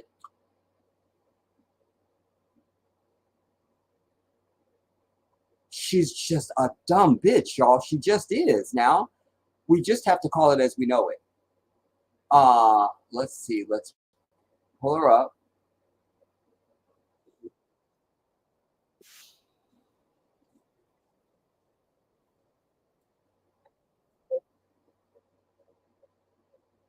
I don't know if this one will really be the best example, but I just let's just hope it yields what we need it to yield. She's not even lawyerly. Do you understand what I'm telling you? Hear this. Very important, as you have heard from so. I think it's very important, as you have heard from so many incredible leaders, for us at every moment in time, and certainly this one, to see the moment in time in which we exist and are present, and to be able to contextualize it, to understand where we exist in the history and in the moment as it relates not only to the past, but the future. I'll have to buy a vowel. I have no idea what she said. One more example.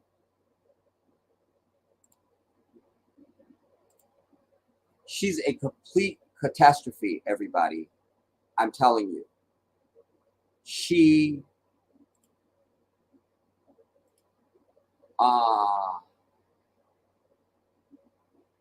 and there's so many examples. I'm trying to find a really good one. She does this thing where I guess she thought nobody picked up on it. She would do this hand movement, something about where we've been based on where we could be. It's something, and I can't.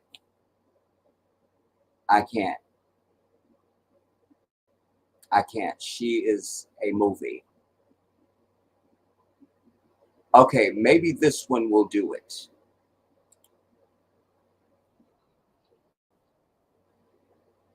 Kamala Harris presents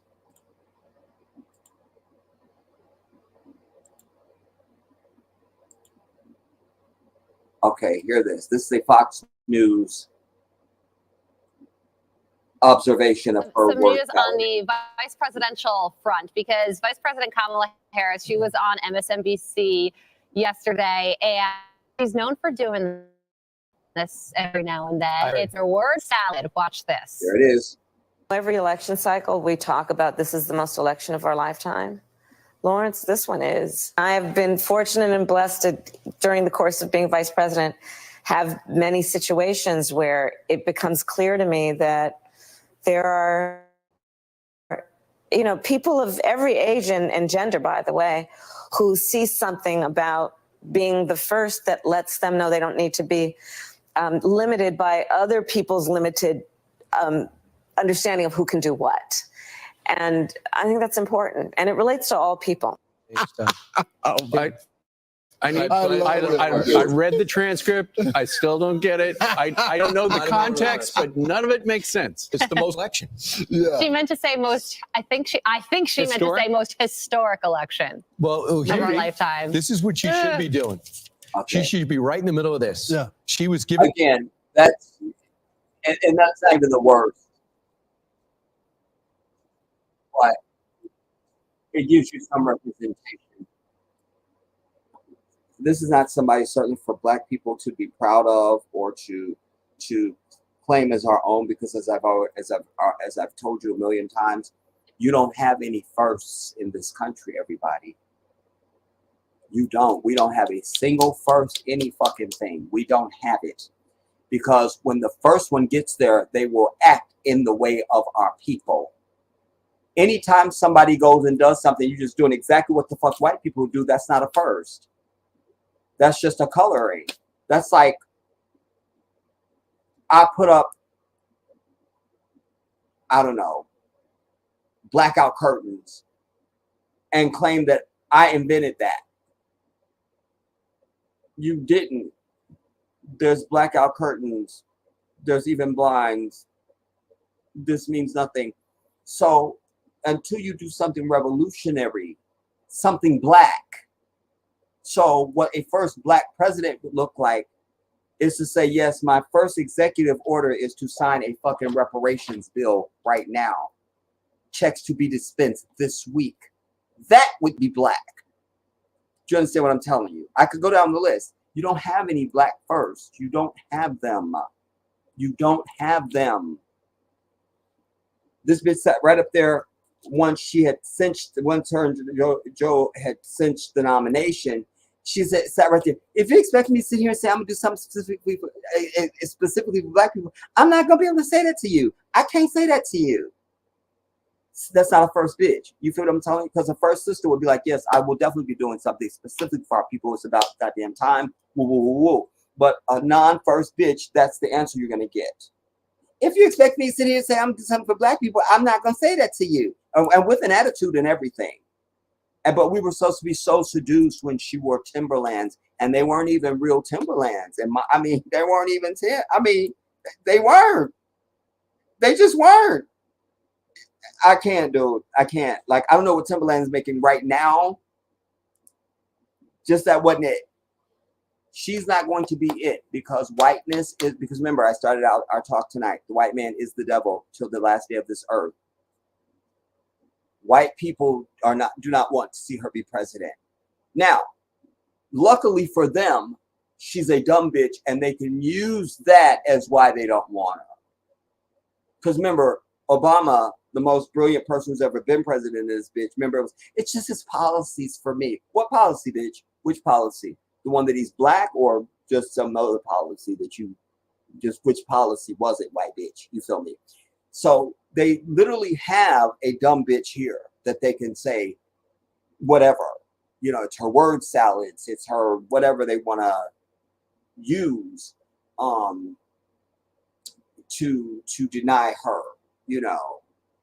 And honestly, I don't even think she has it in her belly. I don't think she's got the fire in her belly. I don't really think she really want to be president all like that. I never got the sense, because if so, she could have long since pushed Joe Biden down the fucking stairs of Air Force One and been like, oh my God, it's such a sad day. I guess I'm president. It's so sad what's happened to Joe. And grieve for a month or some shit, and then you're president. She just seems like someone who's a Manchurian. Like, I live in California. I didn't know about the bitch before she became a senator and she was attorney general of my state. I never heard her name. I had to hear about her on national news, and she's in my own state.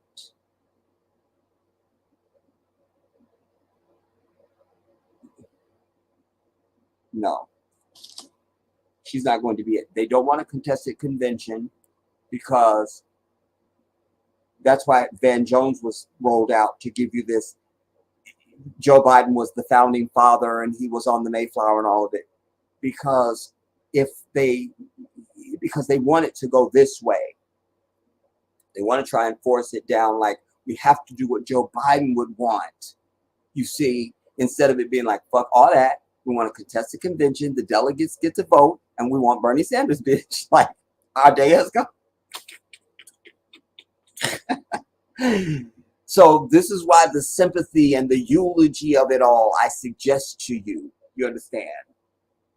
That Joe Biden he's the great one from Chuck Schumer. I didn't want to get too far into that one that I told you don't want to see all of it, where he was like, he's one of the greatest human beings I've ever known. And weren't you just calling him names and fighting with him? I mean, these are the fakest people on earth, dude. Like what they say today doesn't mean shit today or tomorrow. It don't. Joe Biden is not a damn. He hasn't done anything fantastic. As an African person, what has Joe Biden done that made your life materially different? I ask you this now. Nothing. He didn't even keep his promise. But every time we turn around, these fucking transgender and rainbow ass fucking people were getting protection bills, and the Chinese were pushed down for 5 minutes, and they got an executive order and a reparations check. And I mean, everybody he's just handing out shit. Even when he said he was going to give us $2,000 for the little raggedy ass stimulus, the bitch didn't come through on that even. I mean, fuck this dude. I don't give a shit about Joe Biden or the bitch that gave birth to him. This means nothing. I really don't care who's president of this country. Like, this isn't my country anymore. Fuck America. You understand? But for you who are going to languish here, I offer these findings for you that you may be inspired to understand that maybe you need to do something different, because America is a dying thing. Certainly after they allowed this allowed and aided in the genocide in Gaza. When they sent their fucking envoys there, when all the other countries were like, ceasefire, we ready, and they sent one fucking the black bitch and the black dude there to raise their hand for America to say no to a ceasefire. Fuck America. This bitch needs to burn until there is nothing left to burn. Do you understand? Let me come to you.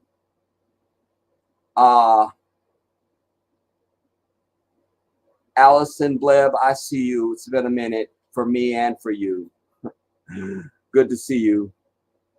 Jedi, and you're beautiful. My hair is not beautiful now, Allison. It's not. I'll take the compliment anyway, but I was really kind of giving it. You could show me when I was in Florida. In fact, let me post a couple pictures from Florida. But it's weird for me to look at myself because I couldn't find anybody for years. When I knew I was going to Florida, and my best friend Joseph was saying, well, like, you know, what do you want to do when you get here, you know, and this and the third. It hit me one day. I called and I said, I know, God damn it, find me somebody to braid my hair. Do that. Do that. Do that. So, and I do want to move into that because I don't want to. Simply Sandra, good to see you, son. Hate I couldn't see while I was in Florida, but I had a fantastic time. I really love Florida, y'all. It's a beautiful place, man. If I wasn't moving to Africa, I'd move to Florida. It's that easy for me. It's clean. It's beautiful.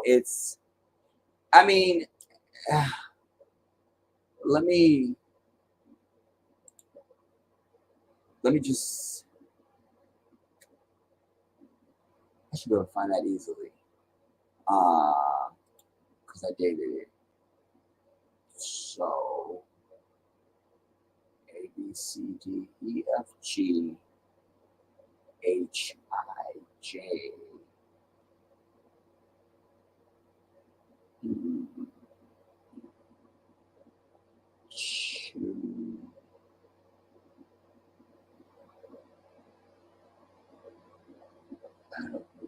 Oh,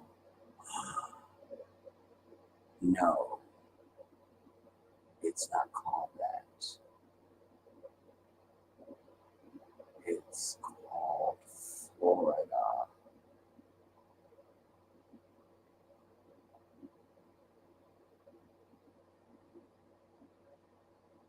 Florida.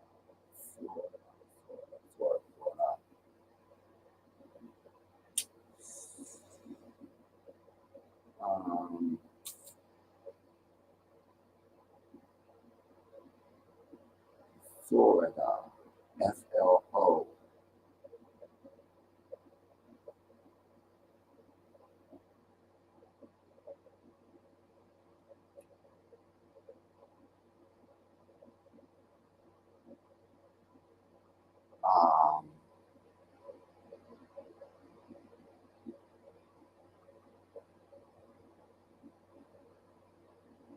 Because I took some beautiful drone footage over the area where my best friend lives, and then also at Bayside.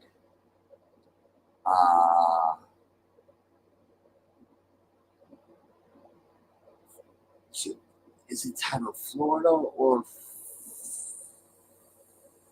June? I know.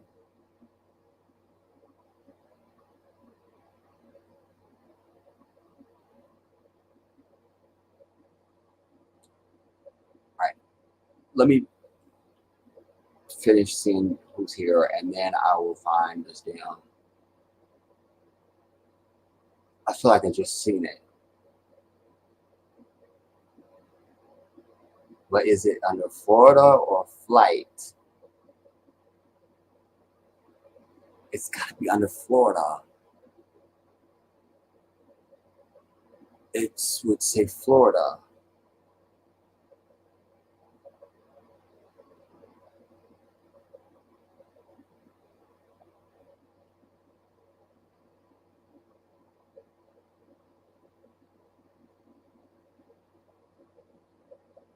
It would say Florida.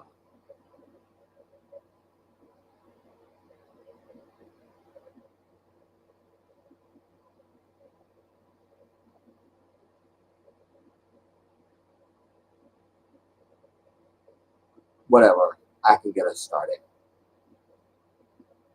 Because I know that's going to be the one I really want you to see. The first one. But I'm going to find some other bullshit that'll, it's fine, but that ain't what I really wanted you to see.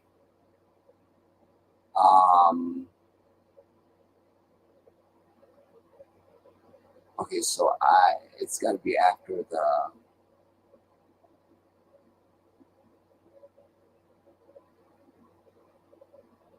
this ain't that right?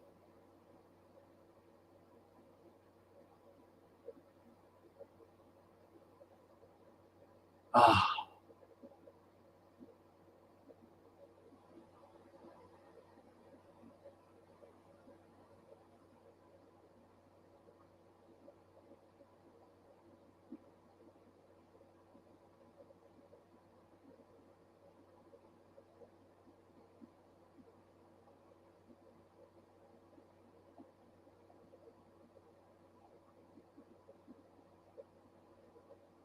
I think I'm looking too fast.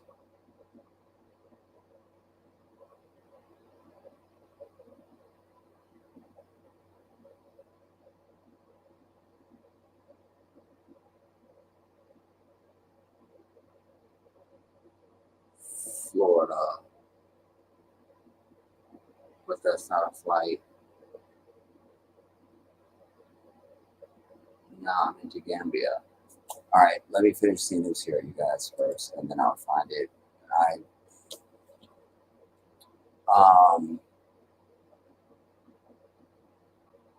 Oh, I know where it's at. Okay. Where was I? So another shout out to you, Allison, San, CJ Mendoza. It's so good to see you. It's been 1,000 years. Ray Supreme.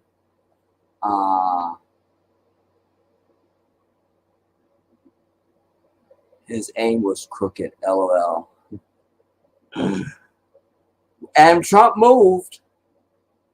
They keep saying, a half inch, and it would have been, I'll come back to you, Allison. Son, you say that, so true, Jedi. The white man is the devil. It's the truth, everybody. That's the only reason why I proclaim it, is because it is the truth. Valley Girl, big shout out to you.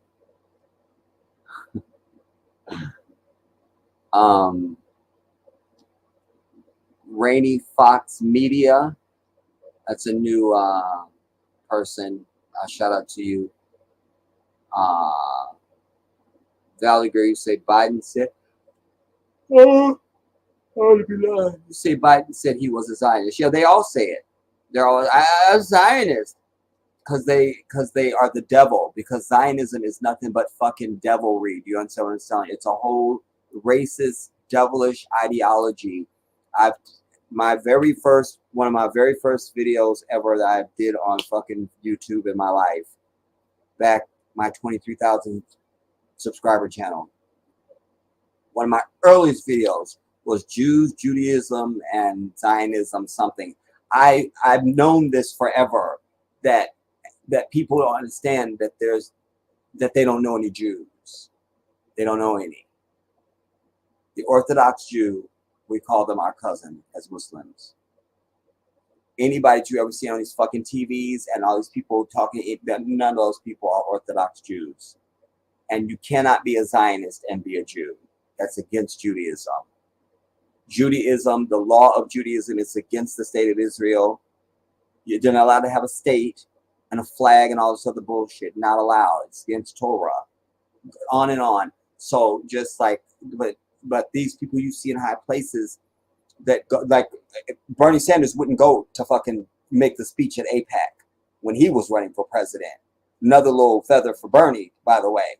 Because everybody has to go and lick Israel's ass when you're running for president of this fucking country. Nah. Fuck these people, dude. And anytime you meet somebody that's claiming they're Jew, first of all, you let them know they're not Semitic if they're not African or Arab. That's first. So you can't be white and be Semitic. That won't fucking work anymore. And you need to immediately ask them, are they Semitic or are they Zionist? If they Zionist, you run like the fucking house is on fire.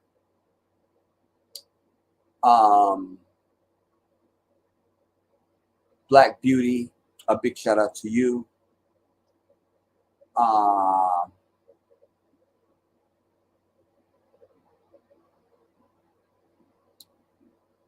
Oh, Valley Girl, I'm glad you bring this. What about RFK Jr.? Fuck him and the horse he rode in on. He lost me when I saw a thing. I thought I shared it with you guys. He did a thing with Vicky Dillard. He was on something. They were something. And she was saying, you know, you're elected to do what the people want. And, you know, the people say ceasefire. So it's not about what you want. It's what the people want. And he goes, you know, I'm not trying to be elected to do what people want me to do. I have my own mind. Okay, then there's no need for anybody. Well, then you're out. No need to fucking vote for your bitch ass then. I'm over it. I'm over it. He's against reparations. Fuck RFK. He should end up like the rest of his goddamn family. I'm over it. Nah. He's not worth a damn. Also talking about he's honored if Trump would want him to be his vice president. The guy, he used to have a drug problem. So there's that. He's been rich all his life. So there's some things. Yeah. RFK, fuck him, dude.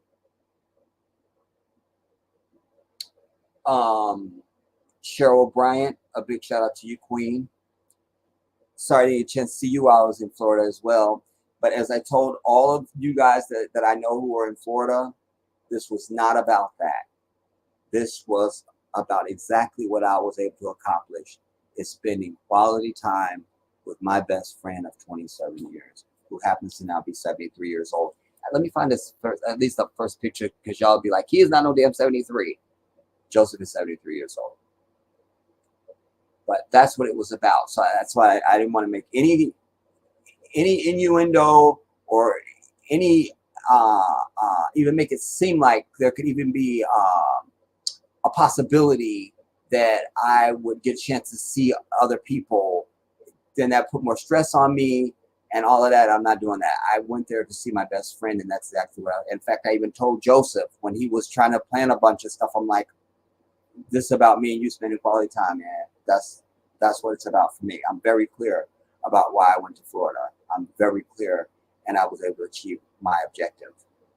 You know, damn.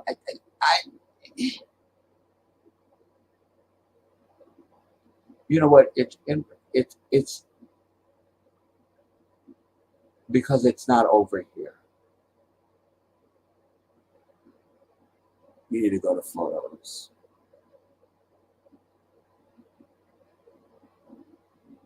That's where it's at.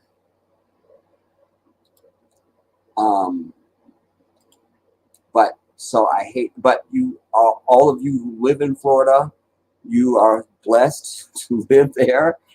As I say, it's a very beautiful state. I was most impressed.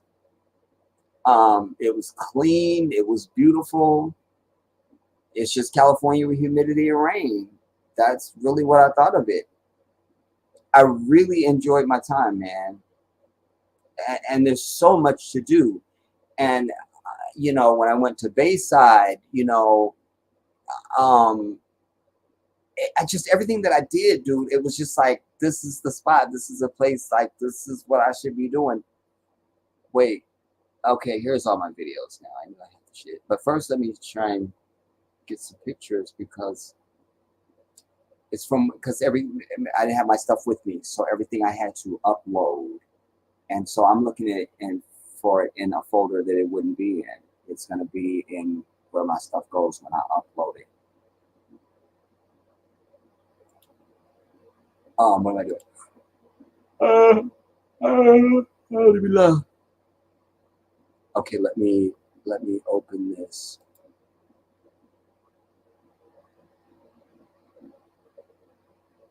Okay. I don't know what this would be. Photos, I guess. How do I share this? Just to set the tone so you'll know who Joseph is. And you, Allison, will know why I'm not fully accepting my hair compliment because it was nice when the sister finished. Present.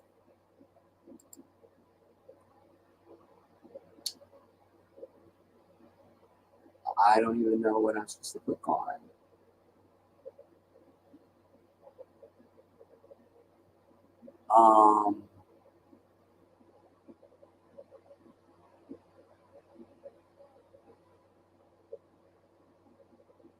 I'm in photos.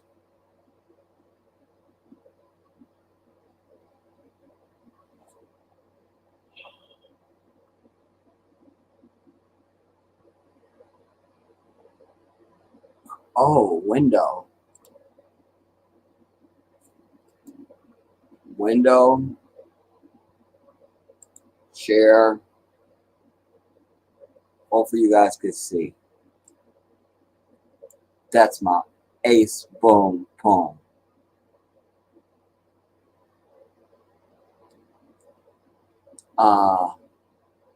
Wait. There's a way to go to the next photo, y'all.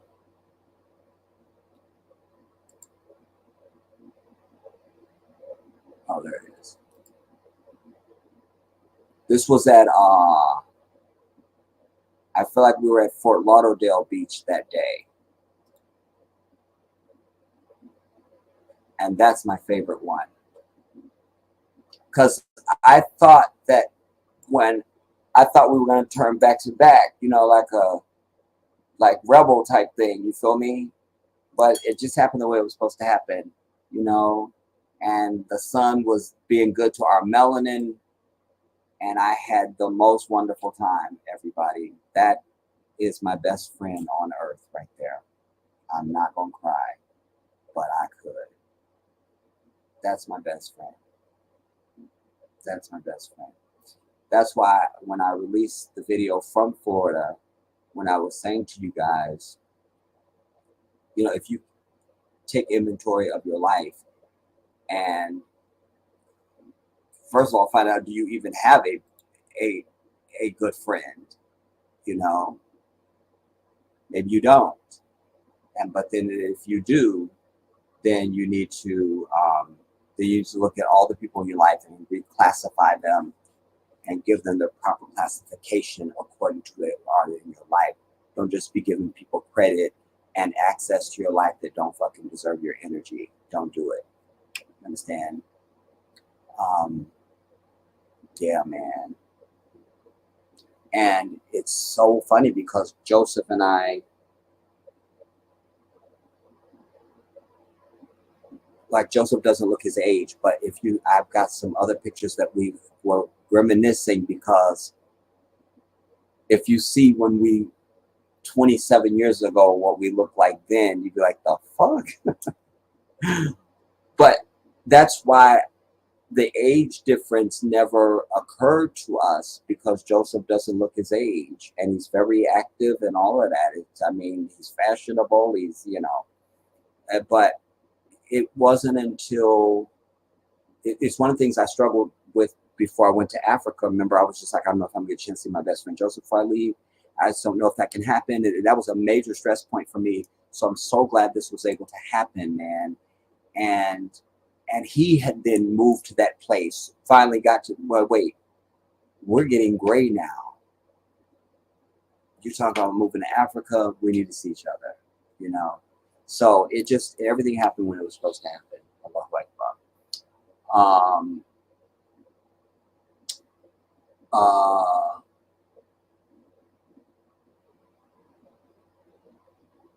Wait, I think I don't know where I'm at now. Oh, RFK, then Cheryl. Good evening, Foundational Black Americans, Cheryl. You're gonna learn, girl.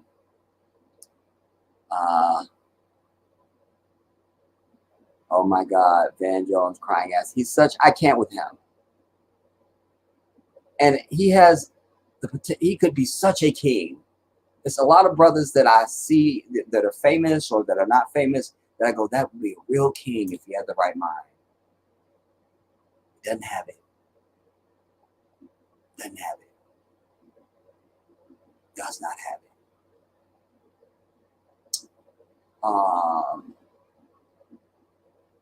Valley Grove says he cries all the time. Yeah, and I'm not really mad. I wouldn't be mad if, like, I cried everything, so I'm here for crying. But like, he crying for the wrong shit though. Righteous indignation. A big shout out to you, Queen. You say, who the hell crying over white men or democracy or America? Fuck out of here. Oh my gosh, I can't. I'm gonna try and keep it, Cheryl, because like I say, I was sick of wearing my do-rag all the time. And yeah. So I gotta find somebody out here now, some sister that can twist me up,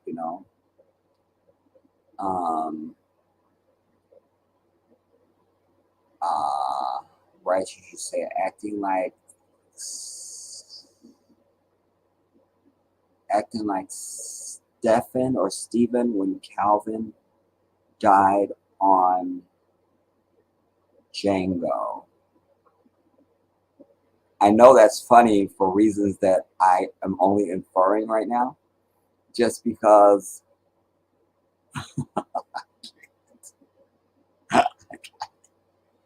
I got it, dude. I got it. I cannot stand you. That is so perfect. Lobi. I'm seeing a lot of names I never saw before, so I hope you all are subscribed to my channel. And also over on my other channel, my big channel, the Jedi. Lobi. Hi, Jedi, and everybody. It's good to see you. You look happy and healthy. Well, thank you. I don't feel happy and healthy. I would like to say when I got on here, I was pissed and aggravated and mad because it took me so long to get started. But also, where I live, you guys, it's like, I hate when I don't, if I come home and I forgot something or I didn't shop or something, it's kind of a wrap. I don't fucking feel like I haven't eaten in 2 days. I'm not, the gains that I was making in Florida, I'm losing because I don't feel like going to the store. And it's a shame that everything that's right here by me is owned by a fucking Arab or a fucking Mexican, and there's nothing about it that gives life to the body at all. I'm fucking tired of it. Like, I'm just sick and tired of it. Like, this is when I hate being Muslim. I don't hate being Muslim, but you hear what I'm saying? You understand what I'm trying to say? If I wasn't Muslim, I could at least shack up with a sister right now. It's a lot of times I need a woman in my life right now. Like, I don't need no woman to be my handmaiden and all that. I'm saying it's just those moments because I'm happy to be my woman's handmaiden. I'm that dude. But just times like, babe, could you please, could you please,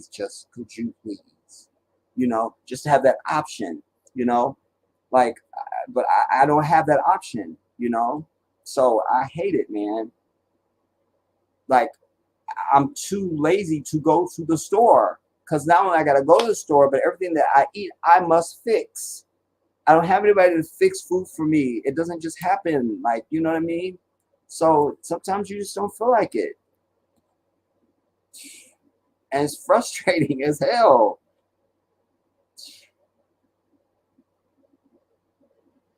Yes, I see you, Righteous. Valley Girl, Jedi, this is Andrea Smith. I knew that, Andrea, when I first saw Valley Girl and I really saw the thumbnail, I knew that was you. I knew. Righteous, Joseph has a West Indian look, like Trini or something. Again, you never know. You never know. You never know. Because that's the other thing that I noticed, and we talked about this when I was in Florida, because I didn't really meet no black people. Everybody was foreign. Haitian, Jamaican, Venezuelan. Thank God I speak Spanish. That got me through a lot of things. But I just didn't really hear no just brother, sister. The sister that braided my hair, she was just a straight up sister. She had a real nice way about her too. I just liked her. Some energies when you meet them, it's just, this is a special sister. She got me as soon as she met me. Like, it was this thing, man. And I was out of practice because for years when I used to get my hair braided regularly, I know what to remember to tell them and what I don't want and don't do this. I didn't remember anything. I was just so happy to have somebody doing my hair. So it's fine. It's fine. It's fine. But yeah, I didn't hear no black people. Like, we literally were in a restaurant and the kid that works there, you came to the table to take our order from me and you don't speak English. He was Haitian. So I got the owner and I said, your guy that works here who came to take my order doesn't speak English at all. How is that?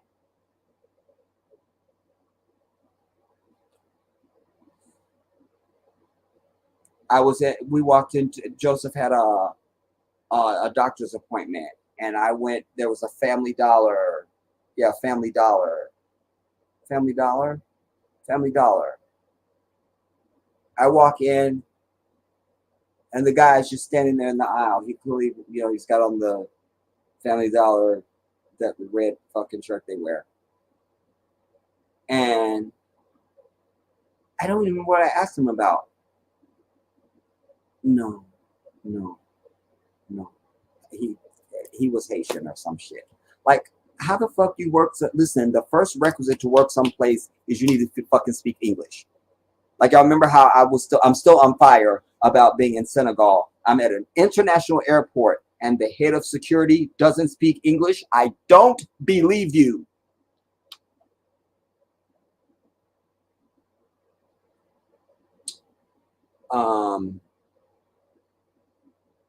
You say, Andrea, and Honored was married to a white.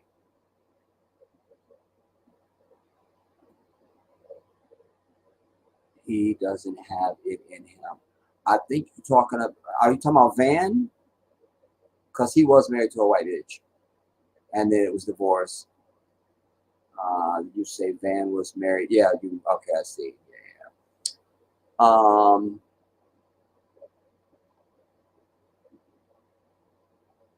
Okay, first let me do this, because at least now I know where my stuff is.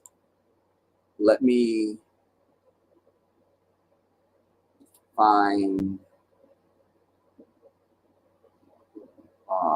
one of my videos that I flew. Excuse me.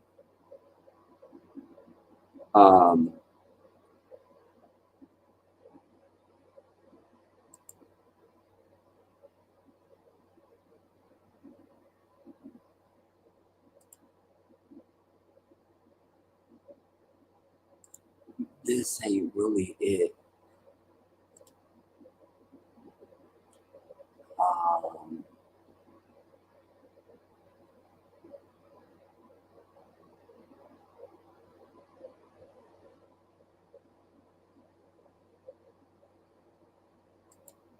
um, I don't know by the timestamp.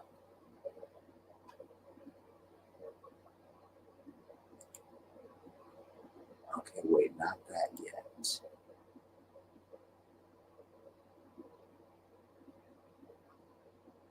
Also, I did karaoke.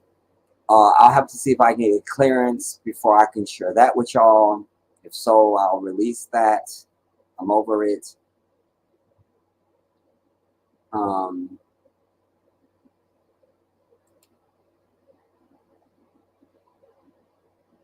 I feel like I should be able to. This park that was near Joseph's was everything. In fact, I think this is the video I'll start with, because this park was just everything, dude. Oh my God. So how do I share with you? I present, I share, and then I go to window, and then I share.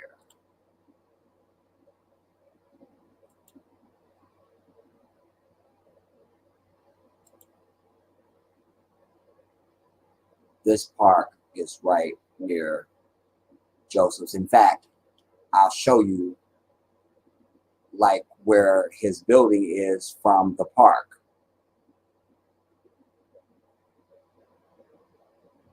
You'll see in a minute. I don't have any punch, you guys. I have like one sip. Y'all know I don't have to have my punch. I don't have any punch.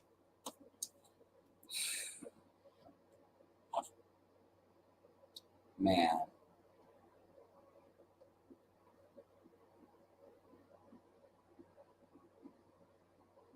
This park is everything, because they have, you see, they have basketball courts, they have tennis courts. It was just like unmatched. Like, I was like, this is the park of life right here. It just really is. I'll move it along just because, you know, I don't want you to be bored by just the park, because I did some flying over the general area. Oh, there I am. In shit, I would never wear. I never wear shorts because I hate my chicken legs, you guys. But that was the other thing that this trip to Florida was about for me, is just let the fuck go. Just let go and live, man. Just live. So this particular day, it was very windy, because Florida will just rain on your ass like this without any warning at all. And so I was out flying, and then you'll see it ends very quickly, because I think it did start raining, and I was like, I gotta get out of here and go back to the house, like I'm over it.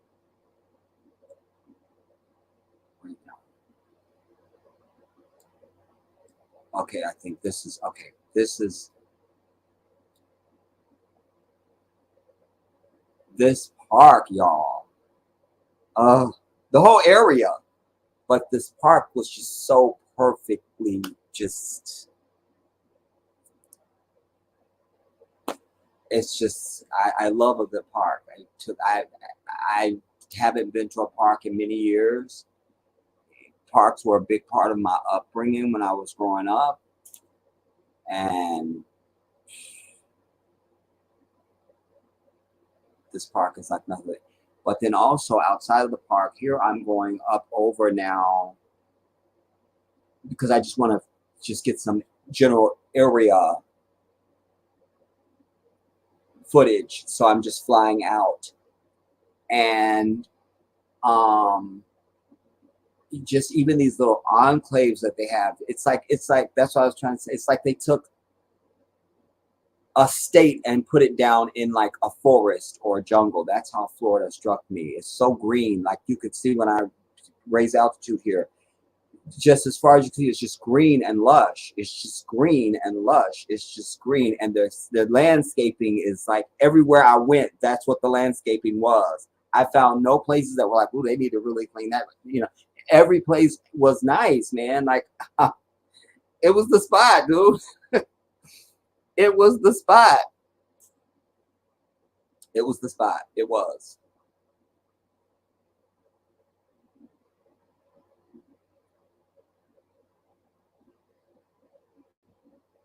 This is Margate, Florida, that you're looking at. And I'll try to move us along just a little bit, and we'll have another time that I'll just focus on just this, since I ate up time with the other stuff that we needed to cover in today's stream. I'm just trying to do time management, everybody. But let's see if I want you to at least get the proximity of where this park is, because I could just walk right to the park, and I love that, from where Joseph, where his building is. And so I flew that. Okay, wait. Here you see, and I think I'm actually under this gazebo right here flying, but forget that. Yeah, I think I know that I am down there. But anyways, I think I hope this is one of the shots where I fly over to the apartments, so you can see how close I am to the park. And I just cut right through the Walgreens, and there's something else there, a storage something, and then poof, I'm at the park. This is Joseph's building. Am I going to fly over there? Okay, yeah. This is this where you see my cursor right here. This is where he lives. Is this the one where I go further? Yes. Okay. So I go all the way to the building.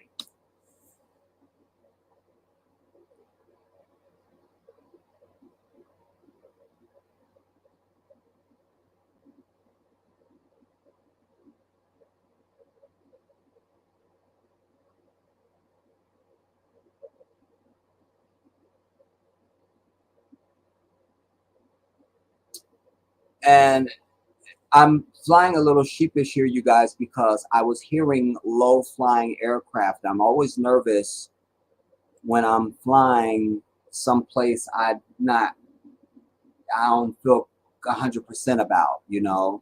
So you got to watch your altitude. Plus, I don't know. I'll tell you, I just because here's his balcony here.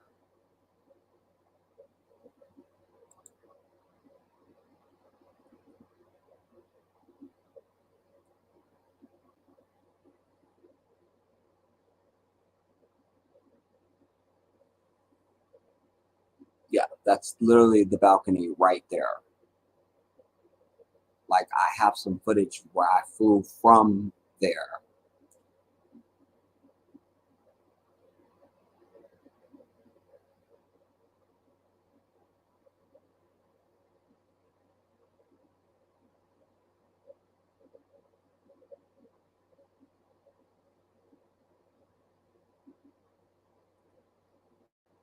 Ooh.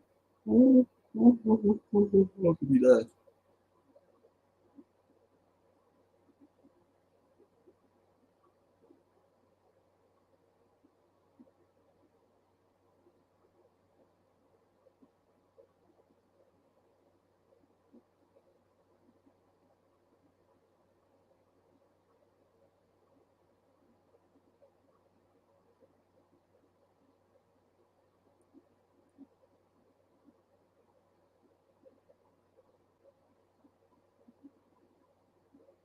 I really loved Florida. Loved it. Loved it. I just loved it. I didn't want to leave. Oh, oh, oh. Damn it.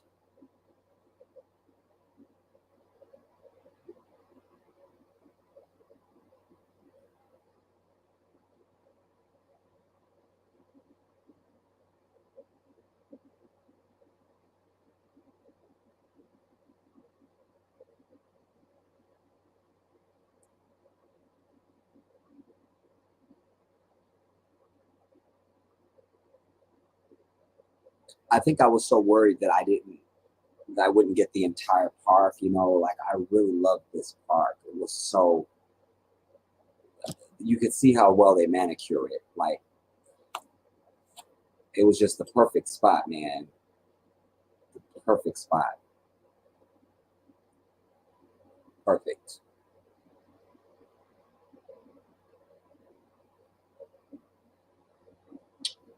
Let me move along here.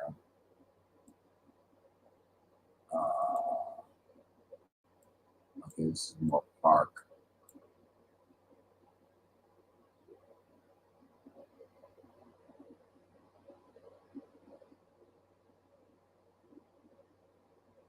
I don't know what I'm doing there.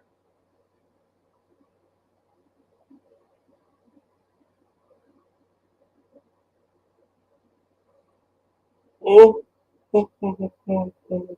oh my gosh. What time is it? Why am I yawning so much? It's early. It's early.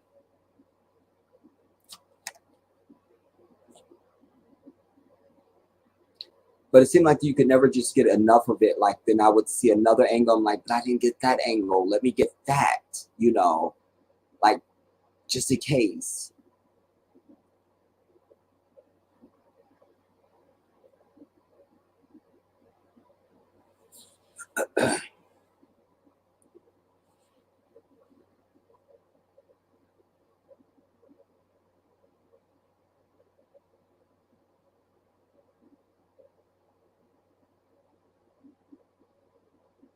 Okay, here I was, I needed to land it because as soon as you take off, then the drone knows that that's its home point on the earth now. So anytime I want to reset it,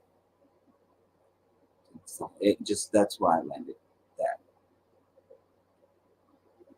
And then I wanted to make one more splash of it, I remember, on this day, because I think this is more than one day that we're actually seeing here.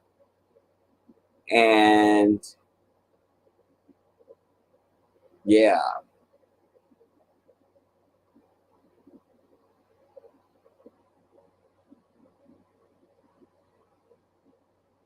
I could tell I just went into sport mode there because when I went to turn, it turned so quickly. It's a few things, but anyway. I also love these little lakes, these little enclaves. I loved it, man. Their premium gas is cheaper than our regular gas. I'm fully over it.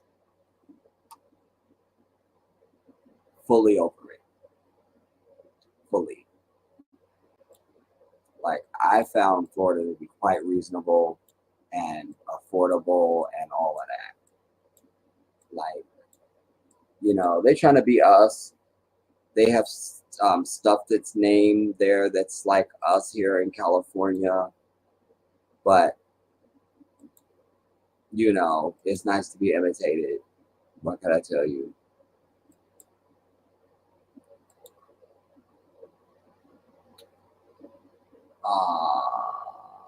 That looks like Okay, that's when I did. I got a better view, I think, of Joseph's apartments. That was not without a fucking pinche bruja, because this lady, dude, this Latina lady that I guess she's the building manager. So what, bitch? You the manager of this building, not of me. Let's be very clear about your duties. Let's be very clear. And when I don't like anybody, I ice you out like you never existed. You never will get anything from me ever again. I wouldn't acknowledge your presence on the earth. Ice. And so the dude that worked, the maintenance guy that worked there for her, I never spoke to him because at first, Joseph and our buddy Thomas was saying, hey man, the maintenance guy, he flies drones. I'm like, oh, I wonder what kind of drone he got. You feel me? Come find out he has some little toy that he flies around in the parking lot. I'm not mad at him, but there's the balcony. But I never spoke to him again after she tried to be rude to me. I get that they offering their tenants something and a level of security, like the building is very secure and all this and the third, and that's fine. So what I don't like is that, so when they have guests, your guests can't stay for any more than 2 weeks. I got by with a few days extra, but still, what the fuck is that? Like I think I'm still mad about that.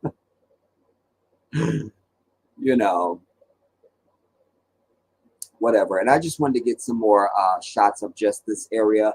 Like I say, I also have video that I took at this place called Bayside. This place is in the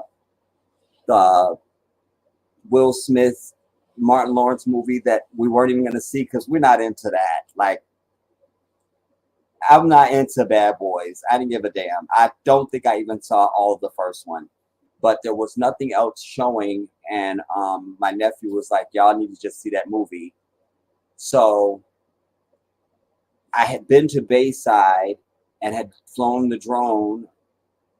And then there it was in the damn movie. I'm like, I'm glad I've seen this now, because the movie had more relatability to me because I had been to Miami. I had been to Bayside. I went to the Versace mansion. Like, it goes back to what I was saying at some point in this sitting, how, there's things that, no, maybe I was saying this to my nephew earlier, but some things you just feel like if somebody says this was going to happen to you or you're going to do this in life, you go, you don't know my life, and get out of my face. So, after the death of Gianni Versace back in 1990 something, if somebody had told me, you're going to go and you're going to stand on the steps right where he was murdered, I would go, you're out of your mind, like, get out of my face. But there I was standing on the steps of the Versace mansion. See if I can put those pictures real quick for you. And this is just more footage of just that general area where I was living.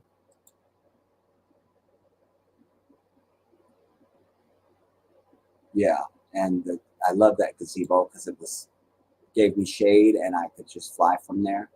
So that was perfect. Yeah, it's a beautiful, beautiful, beautiful state. I love Florida. I didn't see anything that I hated.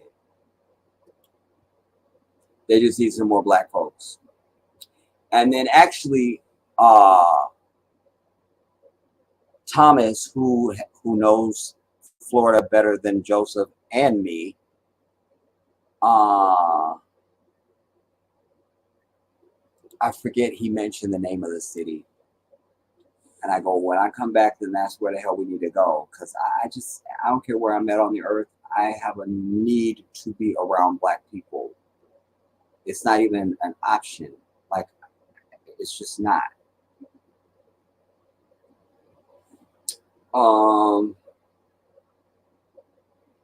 Thank you, Andrea. How long we been at this, y'all?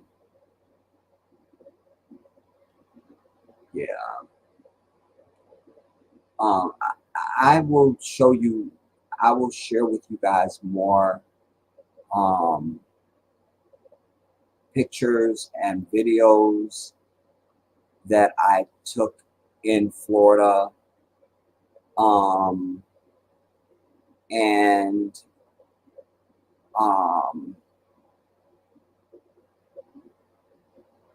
yeah, it's just that we're in more hours than I want to be in now, and I still have to make a food decision for today. So the longer I sit up here and yak, time is moving on, and then it'll start getting dark, and I'll be like, I'm definitely not going to the store now, and then I'm definitely won't eat. And then my stomach will be growling all night, and I'll be mad that I didn't. It's a whole thing with me. It's a whole thing, dude. It's a whole thing. It's a whole thing. And that's the main thing. Every time I talk to Joseph since I've been back, are you keeping up eating? Like, I'm keeping up, but now I'm losing my game because it's just not convenient, man. I feel like I skipped some of Allison's. I said I would come back. Allison, definitely a fake insider. It's all fake. They put on a show to distract us and steal our tax money.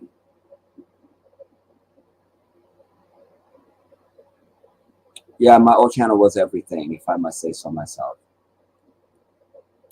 But just in case you never heard me say it though, Allison, one of the reasons why people love that channel and miss it so much, most of that stuff, most of my work was produced in the wee hours of the night. 95% at least. Because that's why I was preaching to you that wisdom comes in silence. That's when the earth will be silent and my best thinking. That's when the inspiration was clearest to me. I would love to see those videos and be inspired by them, you know. But that was part of the magic. Most of those videos are in the middle of the night, wee hours of the night, when the earth is silent, you know.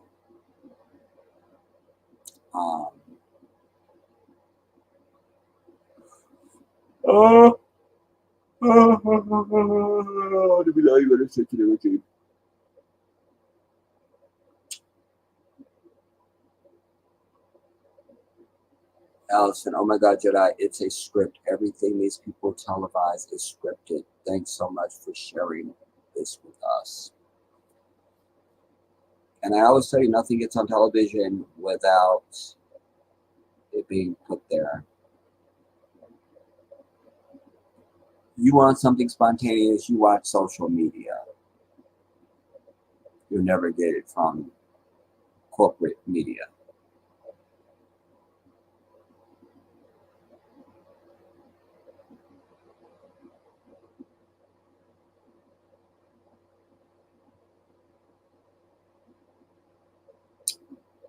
I think I got everybody. Yeah. And I'm only going now, you guys, just because, like I say, it's, you know, and I don't do that Uber Eats stuff because I don't eat out like all like that. You know, I allowed myself to do more things like that when I was in Florida. Just plus, Joseph is also a good cook like me. And, you know, the stuff is real, it's just convenient, it's right there. So it's nothing. I go to the refrigerator, it's tuna. I can make me some tuna sandwich. Breakfast is ready. Dinner, you feel me? Like when you have more people around you, you thrive more. As I was telling him, it wasn't just I thrived while I was there. I thrived. I thrived fully. I thrived because here I'm sedentary for the most part. I'm by myself. Because I'm Muslim, I can't just do what everybody else can do, you know, and so I'm not around a lot of people and stuff like that. So just even to just have another human being to just even laugh with or do anything was just, you know, it's just everything about it just gave me, I just thrived, man. I thrived. I really did. I really did.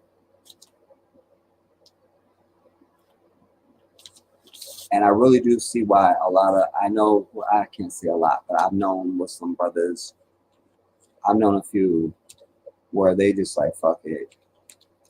They just gonna get them a Christian woman and be over it. I'm damn near there. Because I've done it by myself long enough now. You know.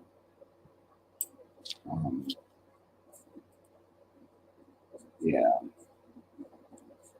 I was talking to my nephew about this earlier. But I got a food decision to make, otherwise I won't eat.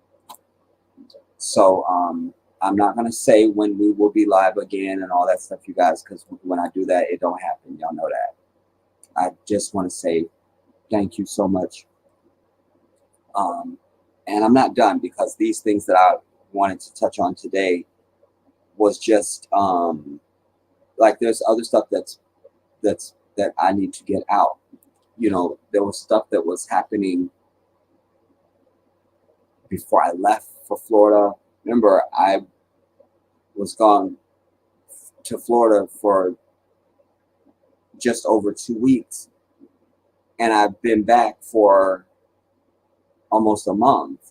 A lot has happened. There's a lot of shit I need to talk about, but I'm not going to try and do it all right now, you know.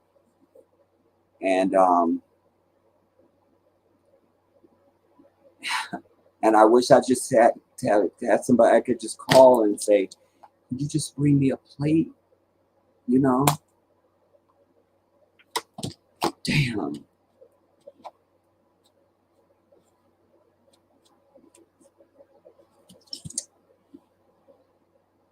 It's good to see all of you guys. I mean that.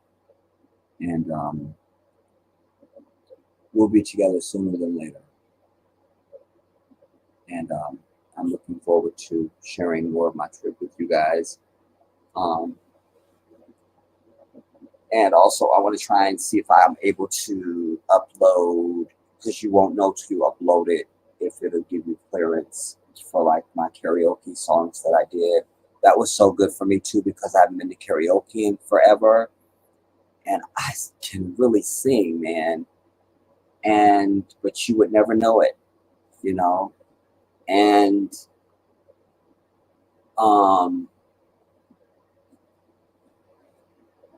I needed to know, because I don't have an opportunity to sing even here at home. Because if I sing here at home, I'll disturb the neighbors. The only time I sing is when I'm in the car, you know. And so I'm like, can I even do I have it? Like, do I have the range and my control and stuff? And it was a few things. But I'm gonna try and see if I can get the clearance for because there's only 2 songs that I recorded, and one of them is George Michael's Father Figure, and that one was such a victory for me because it's so breathy. If you're gonna really sing it the way he meant it, you know, I killed the fuck out of that song. Damn it. They should pay me, you feel me? I feel like they're getting me a check ready right now, though. But I feel like they're getting me a check already. I feel like they're sending it. Anyways, thank you guys all that were able to be a part of this today. We're going to do more here on Jedi Africa, you guys, because the next step now is, this is July, inshallah. My nephew, if he doesn't flake, is supposed to come to visit with me here. He will come from New York. He will come in August to visit me. And then after that, I'm going to start preparing to go back home to the Gambia for good. Like, it's a wrap, you know. I had a lot of stress on me when I left for Africa, but everything has worked out exactly the way that it should have worked out, because there's things that just hadn't happened and couldn't happen and all these other things, but now I'll be able to go back with just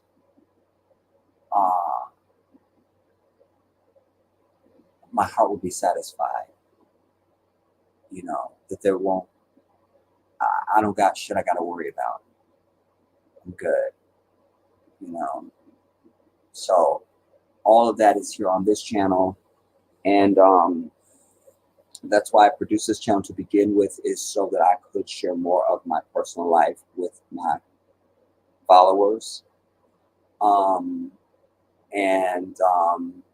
You know, it made me sick when I had my 23,000 subscriber channel, and people would be asking me shit like, as if you think I'm gonna put personal shit out for this many I'm talking when I'm getting like 25-30,000 views on videos. You're asking me some dumb fucking question because you don't know how to pay attention, because you're too goddamn pathetic. And I was really insulted too by part of the reason why I put out the one of the other reasons why I put out the video when I was in Florida is because there's still people that understand. Listen, I've done my part. If you watch me, you pay attention, then that's all. You know everything you need to know. If you don't know how to fucking listen, I'm not here to raise you or to enhance your intellectual ability. If you're an idiot, you're just going to be an idiot for life, and that's just what it is. Somebody still doesn't understand my journey, because all you gotta do is watch fucking Jedi Africa, and you'll know everything about my journey to Africa. Everything about it. I can't with people, dude. I can't. But it also wears you down, because then at some point you feel like, they're not listening no goddamn way, you know. But then that's not fair for the people who have poured into you, who do love you, who do listen, who are excellent followers and all that stuff. So it's a balance, man, of your energy, your time, your nerves, and a bunch of other stuff. But as I say, that's why I produced this channel, so that I could feel more comfortable to share more of my personal life with the public, you know, in a way that I couldn't before. Certainly when I, you know, had a lot of security stuff going on, and you know, once I knew I was going to be out of here to Africa, then I started kind of letting the gate down, you know, and so everything's happening the way it's supposed to happen. So I'm pleased, and I'll get a chance to also share with you guys more also about my Muslim community that I was able to be part of while I was in Florida and all of that. But now I gotta go, because ain't nobody gonna bring me no food, and the only way I'm gonna eat is I gotta go get it and fix it my damn self. So have a wonderful evening, you guys that it's still early for, and even those that you guys that it's kind of late for, whatever. We'll be together again soon. That I promise you. I just don't want to say when, because when I say it, it's gonna happen. I love you guys all. I'll see you soon.